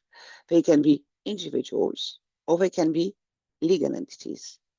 And the SAS is interesting from a management standpoint, because you can decide to implement any management or control body that you so wish. That's why investors are keen to invest in an SAS, because usually they will ask you to set up a supervisory board or an executive committee whose role will be to oversee the management of a company by the president and, if any, the general manager or general managers. The members of the various committees or boards that could be implemented in a SAS are not legal representatives, i.e. they do not have any powers to represent and commit the company. Regarding the legal representative of French entities, there are no restrictions relating to the nationality or to the residency criteria. Obviously, you must be at least 18 years old and you must have a clean criminal record. The clerk's office in France does some checks. So you need, as I said, a clean criminal record. Regarding the process for incorporating a company, I would like to say I found it easy, or easier than other countries. So the first step, obviously, is obtaining the necessary information, i.e. the corporate name, the amount of share capital, the registered address in France, i.e. an entity must have some premises in France. And therefore, in order to register the company, we have to provide the clerk's office with a copy of a duly executed lease agreement, sublease agreement, or domiciliation agreement, i.e. if as a starter you do not have premises and you do not intend maybe to rent premises, you can simply domicile the company with a domiciliation agency. We also need the fiscal year of a company. The first fiscal year of a French entity can be more or less than 12 months. This first fiscal year will start as of the date of the registration of a company with the clerk's office. Obviously, we need also the identity of the shareholders, of the legal representatives of the company, and the UBO, i.e. the ultimate beneficial owner. Once we have gathered all this information, we need to draft the required incorporation documents. These documents are mainly the bylaws, and in the event of the incorporation of an SAS, the list of subscribers. The list of subscribers is basically the list of the shareholders and the amount that each shareholder will invest in the company. Once the incorporation documents are drafted, unfortunately, if I may say, you need to pay in the share capital into a bank account open in France in the name and on behalf of a company to be incorporated. And if I may say, this is a bit the tricky part, because that process may take some time because of the QIC requirements. As you may know, banks requires more and more documents. They carry out more and more controls before accepting opening a bank account. So this process may take some time. However, if you're in a hurry, if I may say, to register the company, there is an option. And this option is to transfer the initial share capital into a notary's bank account. The notary has some KYC requirements also, but his KYC requirements are much lighter, if I may say, than a bank. Once the bank account is opened, or if you decide to choose to transfer funds into a notary's bank account, the shareholders or the sole shareholder needs to transfer the initial share capital into this bank account. Upon receipt of the funds, the bank or the notary will issue a certificate of deposit of the funds. And it is only as of the date of issuance of a certificate that the incorporation documents can be executed. Once these incorporation documents are executed, then you need to fill in a specific form and to file all the documents with the clerk's office.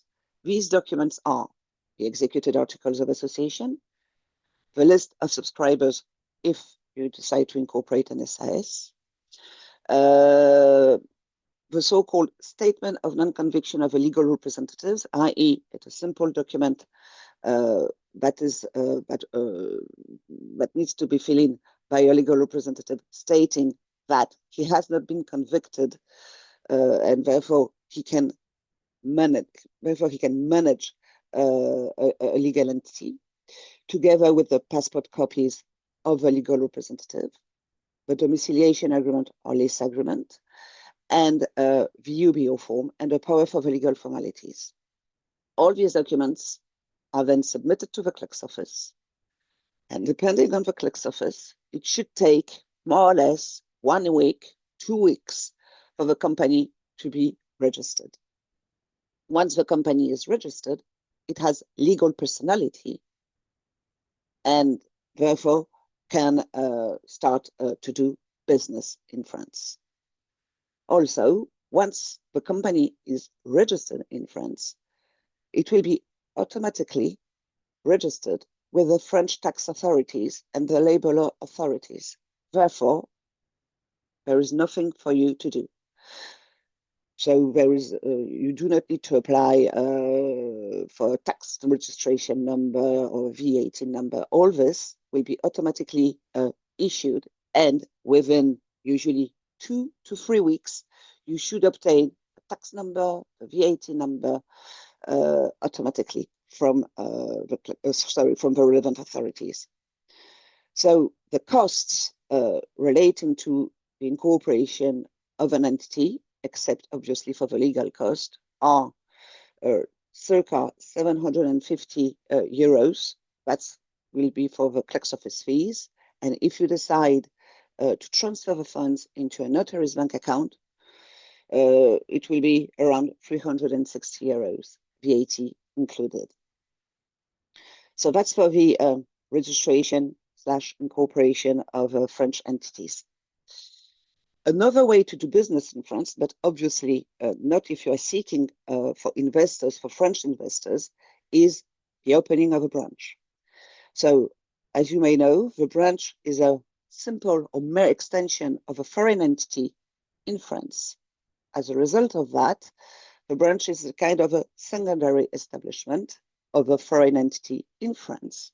And this branch does not have its own legal personality. Therefore, the foreign company or the parent company is liable for all the branch's obligations. It is simpler to open a branch in France because typically you do not need initially to have a bank account. And it is a question of gathering documents such as the Articles of Association or bylaws of a foreign entity, the registration except of a foreign entity, and to have these documents translated into French. The translation is a free translation, i.e. there is no need for a notarized or sworn translation. So bylaws, registration except translated into French. The branch must have a French representative. So this means that the parent company needs to appoint someone who will represent the branch towards third parties in France. This so-called French representative does not have to be a French national or to reside in France. And basically this is it. Once you have gathered these documents and you have the information in connection with the French representative, all these documents are filed with the clerk's office, and usually within 1 or 2 weeks, the branch is opened. And same thing, you do not need to apply for tax numbers because these numbers will be automatically issued by the French tax authorities once the branch is registered with the clerk's office. And that's basically it relating to the incorporation of a French limited liability company or relating to the opening of a branch. Thank you so much, Cécile, for this great overview of limited liability companies in France, and thank you, Del Piper, for supporting us. You're welcome. We're going to continue in the regulatory area. We're going to discuss French IP regulations for startups. This is going to be presented by Alexandre Lianchenko, patent engineer at Casalonga and Partners. Alexandre, are you here with us? Yeah, thank you for the presentation. Can you hear me well? Yes, just wanted to check my microphone. Okay, great. And can you see me as well? Yes, we see you perfectly. Okay, awesome. So let me just share my presentation here. One moment, I will share it here. Partager.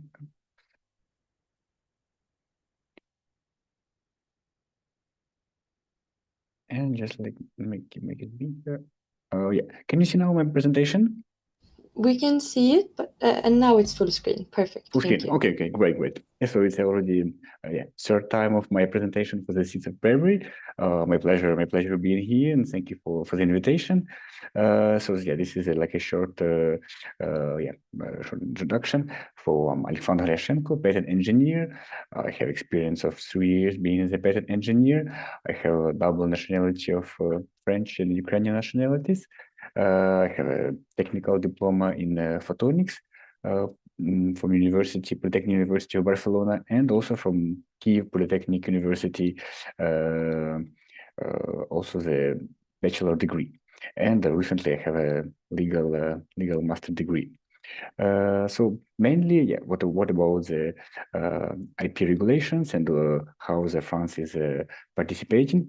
So actually, France is very highly present in the protecting IP rights. So you may know that there is in the Global Edition Innovation Index, it's 12th country by the rank. So very good location for the economy. It is also the second most innovative country, according to different studies in Europe. And every year there is more and more patent applications applying in France. So in 2022 it was an increase, and every year there is an increase. Only second place after the Germany, so very good place. And it also has a 4th place in the filing in the trademark applications. French is also very good for filing patent applications in French, as it is one of 3 official languages of the European Patent Office, among German, English, and also French. Paris is also very actively, there is a different courts, in particular Unified Patent Court for the unitary patent. So the different cases will be considered by this court. And also France participates in multiple agreements which are regulated by the European Union, French government. There is also World Intellectual Property Organization, and France signed many collateral agreements with different countries. Actually, and this is why it is attractive to have your startup in France. Why it is how it is protected. So this is a very effective system for combating counterfeiting. So, for example, if your competitor reproduce the same product, it is strictly defined by the French law how to stop this competitor, how to receive the compensation, moral compensation for damages. It is also effective to have an infringement seizure. For example, if you have a suspicion that your concurrent is reproducing the same products, you can seize all his properties for the time the judge make a decision for it's really blocking very good your competitors. Recently, it was also the utility certificate, which extended to 10 years. So it is also, you can have a patent application, which is much stronger and lasts for 20 years. But actually, utility certificate, it's much easier to obtain, between 6 months and 1 year. And also gives you a fast and rapid protection in France, which is for 10 years, previously for 7 years. There is also recently has been created a provisional patent application, which is a similar case in different countries, in the US, for example. So this is very good for startups because you apply for this patent application, you get very fast the filing date. It's very low cost on this, and you have 1 year to improve your patent application, to decide in which country you would like to go when to apply patent. So this is it's like a draft patent application. Sorry. There's also since 2 years there exists now patent opposition procedure and trademark invalidity and revocation procedure in the French Patent Office.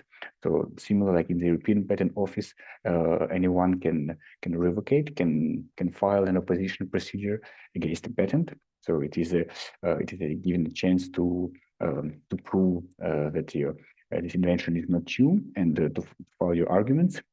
And also, this is as discussed previously by our colleagues, that it is a very good legislation for licensing and knowledge transfer.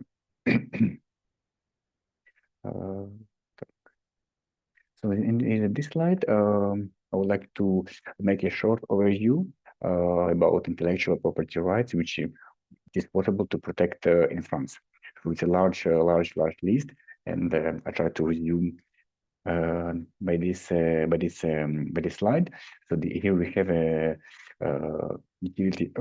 We have, for example, utility certificate and patent, which protect inventions, process, device, composition, anything we can do. So we can stop other competitor from selling, use this product in the country where patent is granted, for example, in France or Europe. The patent is lasts for 20 years and 10 years for the utility certificate. This is a short example. We also have a design patent.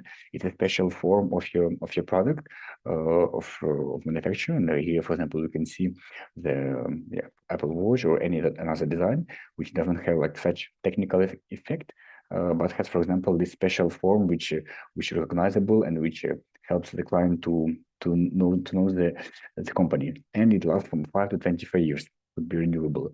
It is also by the French law determined that trade secrets could be also protected. So it could be anything, and when the company prefers not to reveal the secret and keep it only for them, like for example, receipt of Coca-Cola, which is never been disclosed, so it can be kept secret, and you can have the contract to protect it and to prove that you are the first one to discover this formula, this process. But unfortunately, once it's publicly disclosed, you cannot have any more right to claim it. There is also the copyrights. Here that we can have, we can have any kind of creations, computer programs, books, music, and it lasts for 70 years after the life of the author. And you have different trademarks, which can help to protect your logo, your company name, or any other origins. And yeah, this list is not full. In the second slide, there is also different protections which are specified for France. So there is like a supplementary protection certificate, which are mostly for pharmaceuticals domain, because time to apply for the patent applications, time to obtain medical permission to sell this pharmaceutical compositions. It's very long. So you can extend from 5 to 15 years the protection of your patent. You can also protect collective marks, certification marks, like in France and in Europe as well. You can also have designations of origins, geographical indications, additional specialty warranties, like designation of origin, like champagne, for example, is protected because it's located to only one place where it's made. So you cannot have it.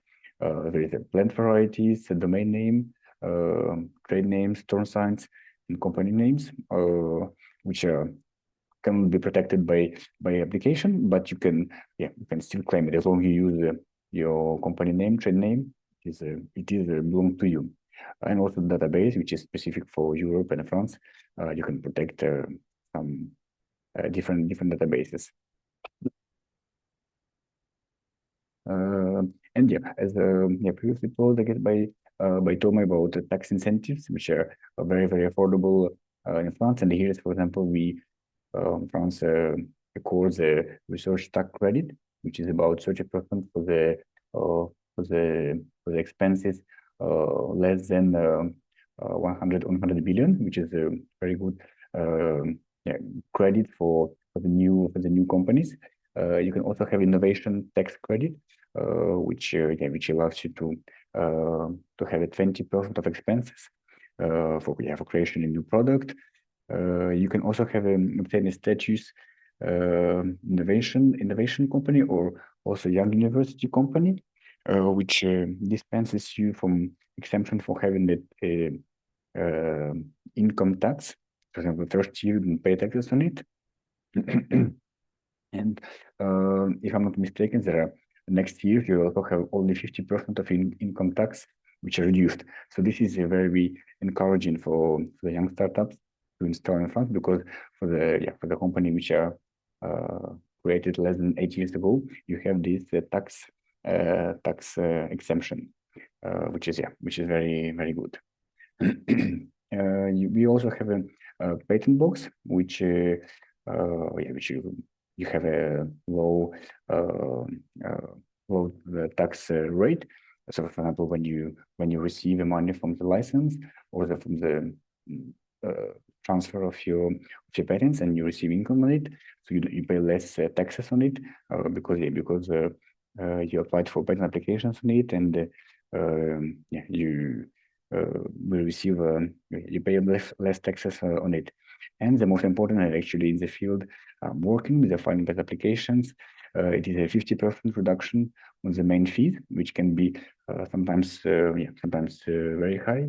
And for example, in France, when you're filing a patent application, it is around 650 euros, which is much less compared to Europe, when the price is 1,655 Europe. But actually, you have also the very extensive search report, which includes also all the database in Europe, and the examiner provides you an important information how your application is it novel, is it inventive, is there any other documents which deal in the same field. So this is a very good, and also for the following expenses, for example, annual payments. As for the examination report, you also obtain 50% of reduction for startups, which is a very encouraging. And in the final remarks, it is known that it is according to the study of the European Patent Office, that startups with which have some IP rights, filing patent applications, trademarks, much more successful in securing their innovation to find their investors. In average, 29% of startups possess IP rights, and in France it's the highest country. So startups which are located in France file an average 42% of startups file the IP rights. And this is my very strong advice. As soon as you start your activity, it is very good. Yeah, of course, it has some specific budget for a patent application. Average, it can cost, for example, patent in Europe between 6,000 and 8,000 euros. But at least at the beginning, you file one or few patent applications, and you're sure that your invention is protected, that you can show to the investors that you already start to create your portfolio with a different family of patent applications, and it will be much easier for you to stop any other competitor from copying your invention. So this is a good advice, but not only patent applications, also the trademarks, your company name. It is very important to start your business with IP rights. Often when the first question they ask, oh, do you have any patents or even as I told before, provisional patent application? It's a good start. You can show to like previous startups I was giving the presentation. They already, some of them filed the provisional application, so they can still wait for 1 year to maybe to receive additional funds or to decide how to improve this invention, or at least they already have a beginning. So mainly this is all. Yeah, thank you for your attention. I will be more than happy to answer all your questions, or also by email, which I should hear you, alexander@gmail.com. So yeah, don't hesitate to ask anything. Thank you so much, Alexander, and thank you for sharing the interesting statistics here in the end. We're gonna move away from the legal area, and now I want to present Javiera Vallejos, a startup portfolio manager at CNRS Innovation, who's going to give us a presentation of deep tech startups here in France.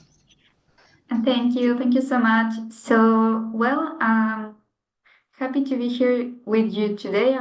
Hopefully you I think it's okay, the audio. I will just share my screen so you can see my presentation.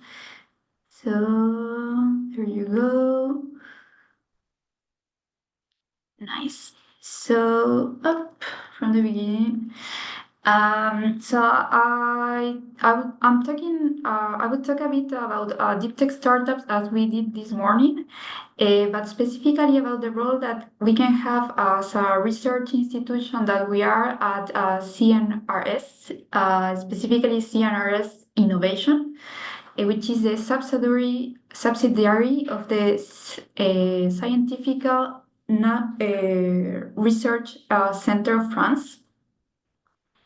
So just for little reminders, we have many definitions of deep tech startups, but basically it's a startup that is originating from research that is linked to research. This is probably originating from a lab or associated anyways with a lab. There are technologies that has a strong competitive advantage thanks to the intellectual property assets, as we also talked a bit earlier, a long go-to-market strategy and many challenges. But France is a particularly,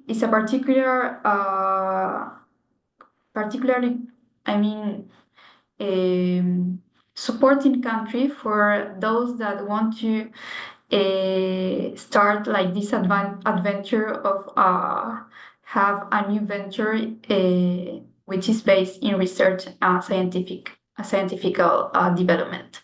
So there the Plan Deep Tech, for example, and also France 2030. As you can see, there's more than 50 billion euros allocated to enhance France's competitiveness and also the development of technologies and innovation from these technologies. And actually, we have like more than 300 startups creation based on the data of BPI, which is the public investment bank here in France, a really important institution for those who want to come and who want to start a business here, because they have a lot of support, a lot of information in their website, and a lot of funding to free equity and funding loans, but also equity funded. They also fund the investors, so that's an important institution to have in mind. So we know that the deep tech startups face several challenges. Funding is one of them, but there's also market access, IP, as we just saw, business knowledge, expertise like networking, and well, many challenges. So that's why the French deep tech ecosystem is actually kind of complex, but really supportive. So for example, there are the innovation university hubs from the in all the regions in France. There's also the technology transfer offices, and there's also institutions as CNRS dedicated to research that support innovation. There's are also, of course, incubator accelerators, startup studios. This is a really complex ecosystem in some way. I'm not actually, I didn't say that, but I'm not French. I'm from Chile. I've been in France for almost 4 years now. I worked before in Latin America in acceleration, so the ecosystem is really different in that sense. But here there's a lot of support for those that are interested in the French market. So specifically about the CNRS, is the National Center for Scientific Research, was established in 1939. And the goal of the institution is do advancing research to serve the society. It's actually the largest academic research institution in Europe and the third in the world. So it's really like a global institution. There are many researchers, scientifics, engineers, and technological technical support staff that are from all the world. Also, even at CNRS Innovation, we have a lot of colleagues from with an international background, as myself. CNRS has more than 1,000 labs all around the country, more than 9,000 patent families, and we have a portfolio of companies, spin-off of CNRS, of more than 1,400, which are currently active companies. The National Center for Scientific Research, we work in all the domains, so all fields. We have biology, we have physics, we have chemistry, mathematics, and also social science. So agnostic to any kind of scientific background.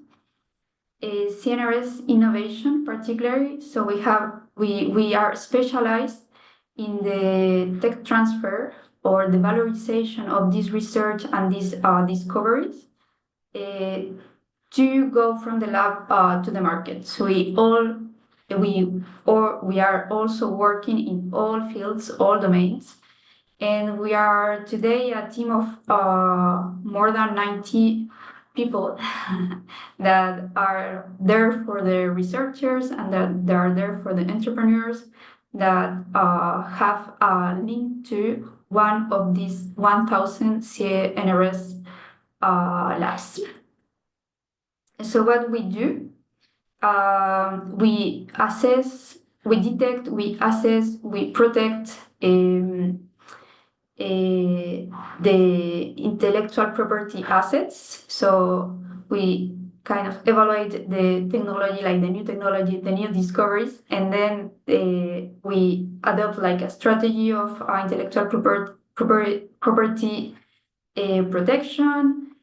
The idea is to go to the market, so we can do licensing for big corporates, for example, but also for startups. And we also do de-risk technologies to go to the market and to support the team of the projects to eventually create a company, a startup, if they want to do so. So we will say there are two ways to do valorization of the innovation. One would be the protection and the licensing through a corporate. Another one would be the protection and the licensing to startup and the creation of the startup. So, of course, our goal is really aligned with the objective of the state and the public sector. We are part of the public sector as CNRS, and we as the subsidiary. And our goal is really increase the number of innovations for society. I would just like to talk a bit about the programs that could be interested for you. I think that there are two things that could be particularly interested for you. One is to eventually join the CNRS if you have a scientific background, if you're researchers or engineers. There's a job board, like a platform of recruitment from of the CNRS for hiring scientific like researchers from all over the world. You can apply there. I will give you the link afterwards. And the other thing that can be interesting is if you are a part of a CNRS lab, or you have a link with a person which is part of the CNRS lab. You can have a business background, for example, but you want to co-found a startup or a project of a startup with a researcher who is part of a CNRS lab. Then this program could be an opportunity for you. One of them is the prematuration. So prematuration is all about de-risking technologies. We accept projects that are in really low TRL, so TRL 1 or 2, and the idea is go in 12 to 18 months to TRL 3 or 4, and also start the really beginning of a market study and validation, eventual validation, and eventual interest in the technology.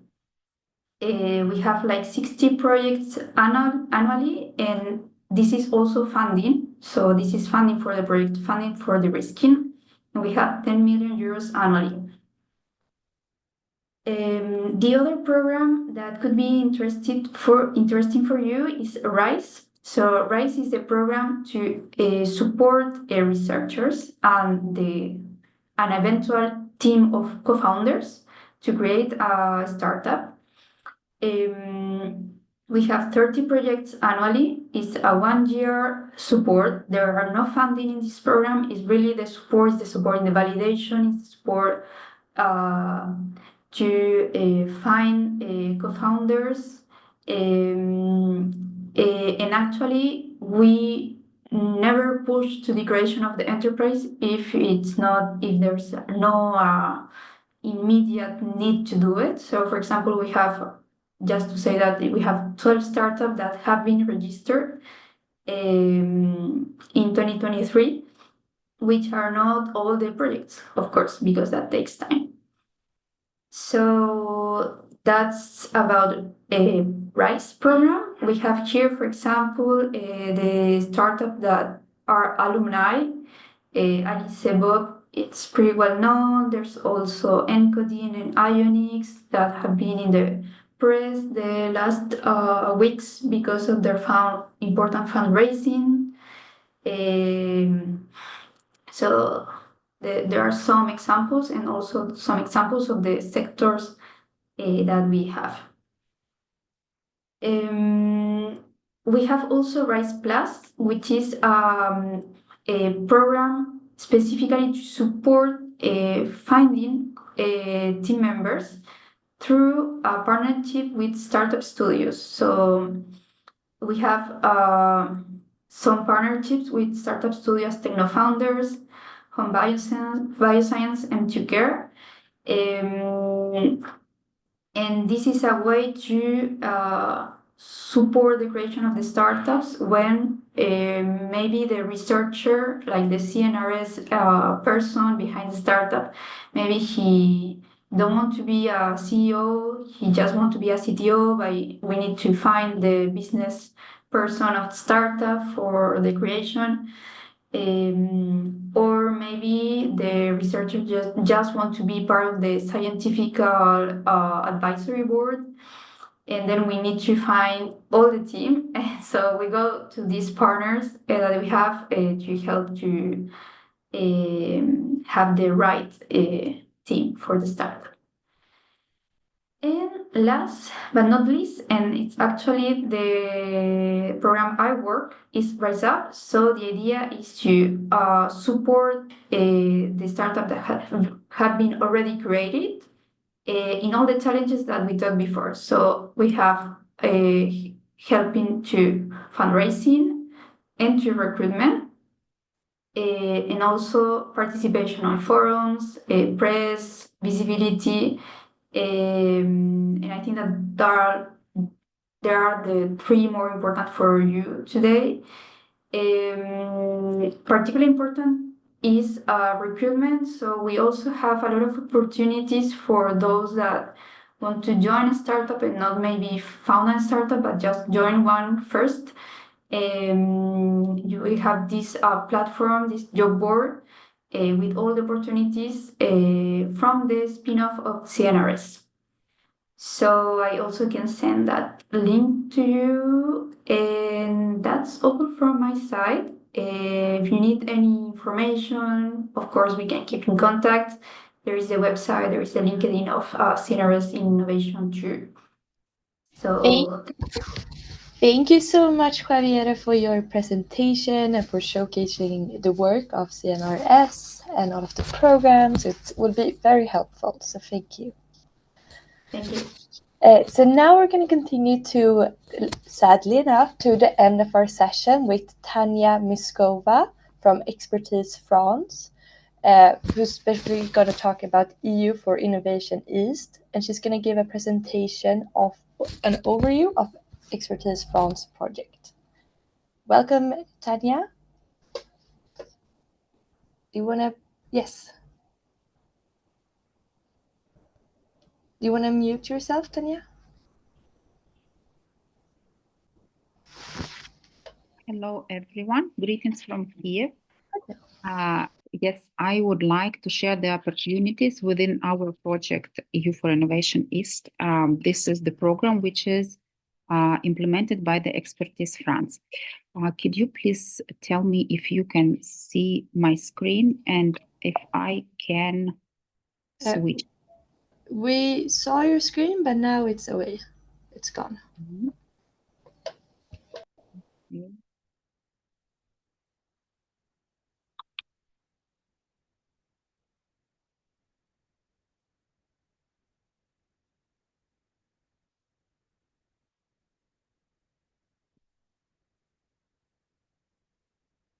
Now we can see it again, but it's not on full screen. Would that be possible? Or if you zoom in?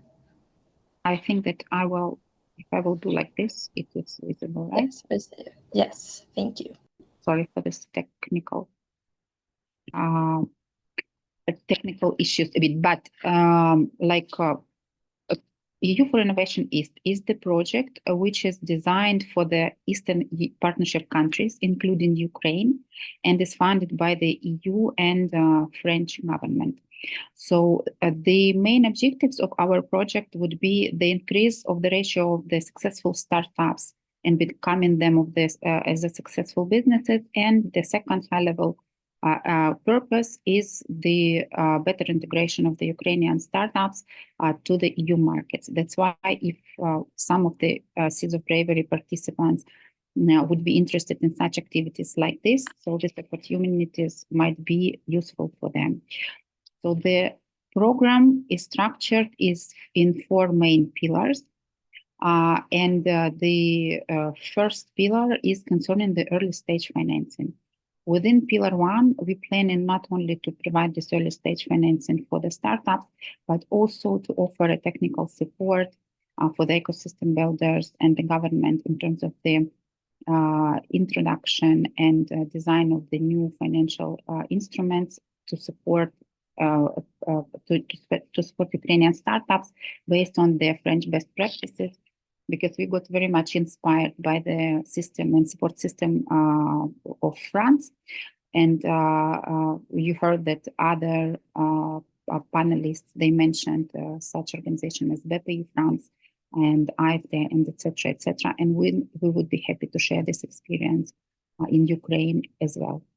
Within the second pillar, we will be focusing on the development of the excellence of high added value segments, incubators and accelerators in Ukraine. We plan to work here not only with business environment, but also with academia environment and universities. And also as a separate activity, of course, we would be happy to offer for the Ukrainian startups the experience of having this acceleration or incubating in French institutions. And later I will share the example of such activities. Within the pillar 3, we will be working on the strengthening of the community ties, creating of the favorable enabling environment for the startup development in Ukraine, and working with ecosystem builders, mainly by offering the technical support. And within pillar 2, it's more about the better integration of the Ukrainian startups into the international and EU environment. And this will cover the highlight of the Ukrainian startups and their successes in the international events, exhibitions, and etc. As you see, the total budget of our project is 22,120,000 euro, out of which we have a special fund which was provided by the French government for Ukraine of this 2 million euro. As I was mentioned, we already started the implementation of the project, and one of the examples from Pillar 4, it was the support of the visit of the delegations of the countries to Vivatech in 2024, and at the moment we have the acceleration program at Vilco Accelerator in Paris for 2 Ukrainian women-led startups, Hidratico and VR. This program will continue till April 2025, and at the end of this program, the Ukrainian startups also would be having the opportunities to get this early stage funding. As you see now, we just entering the implementation phase of the project. That's why I'm inviting the startups and the ecosystem builders, business support organizations to follow Expertise France a Facebook page in Ukraine and other, like you can see my email here. I just would like to encourage everyone to follow our activities and to apply for the programs and to take these opportunities, which we would be happy to share with you. So thank you. This is all from my side, and thank you, Seeds of Bravery, for giving me the opportunities to voice this message. Thank you so much, Tanya, and thank you for sharing your project. So yes, this was the end of the session, and I'm thinking of welcome all of our hosts, Fionola and Anna. Do you want to join me on stage?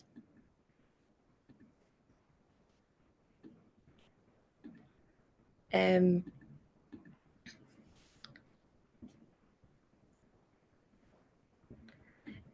we really, yes, hello. I just Hello, wanted how to, are you? Sorry about that. I'll Hello. just share the final slides there. So thank you so much to all of our speakers. Thank you so much as well. I just want to reiterate our partners who have participated and helped organize this. Alexander Sandberg from Impact Hub, who is with me here. We also have Anna Kaminska from Da Vinci Labs and Anna Kalinchoko from DLA Piper, who have helped us put this presentation webinar together on France. Thank you very much to you all. The next market discovery workshops are on Spain and Portugal on February 20th, and Africa March 12th, and South America, certain countries, on April 15th. I will be sharing this presentation with everybody, so you will have the link there to register. There are also, as I mentioned, 12 different market discovery workshops which are available on the Seeds of Bravery YouTube channel, and these are covering 19 different countries. Full details on Seeds of Bravery can be found on the Seeds of Bravery website. So nothing more for me to do than to thank all our speakers and to thank all the teams who put this together, and wish you all a fantastic day, and we look forward to talking to you soon. The video for this webinar will be uploaded within the next week or two. Thank you, guys. Thank you very much. Thank you all, guys. Thank you. Bye-bye. Thank you. Bye-bye.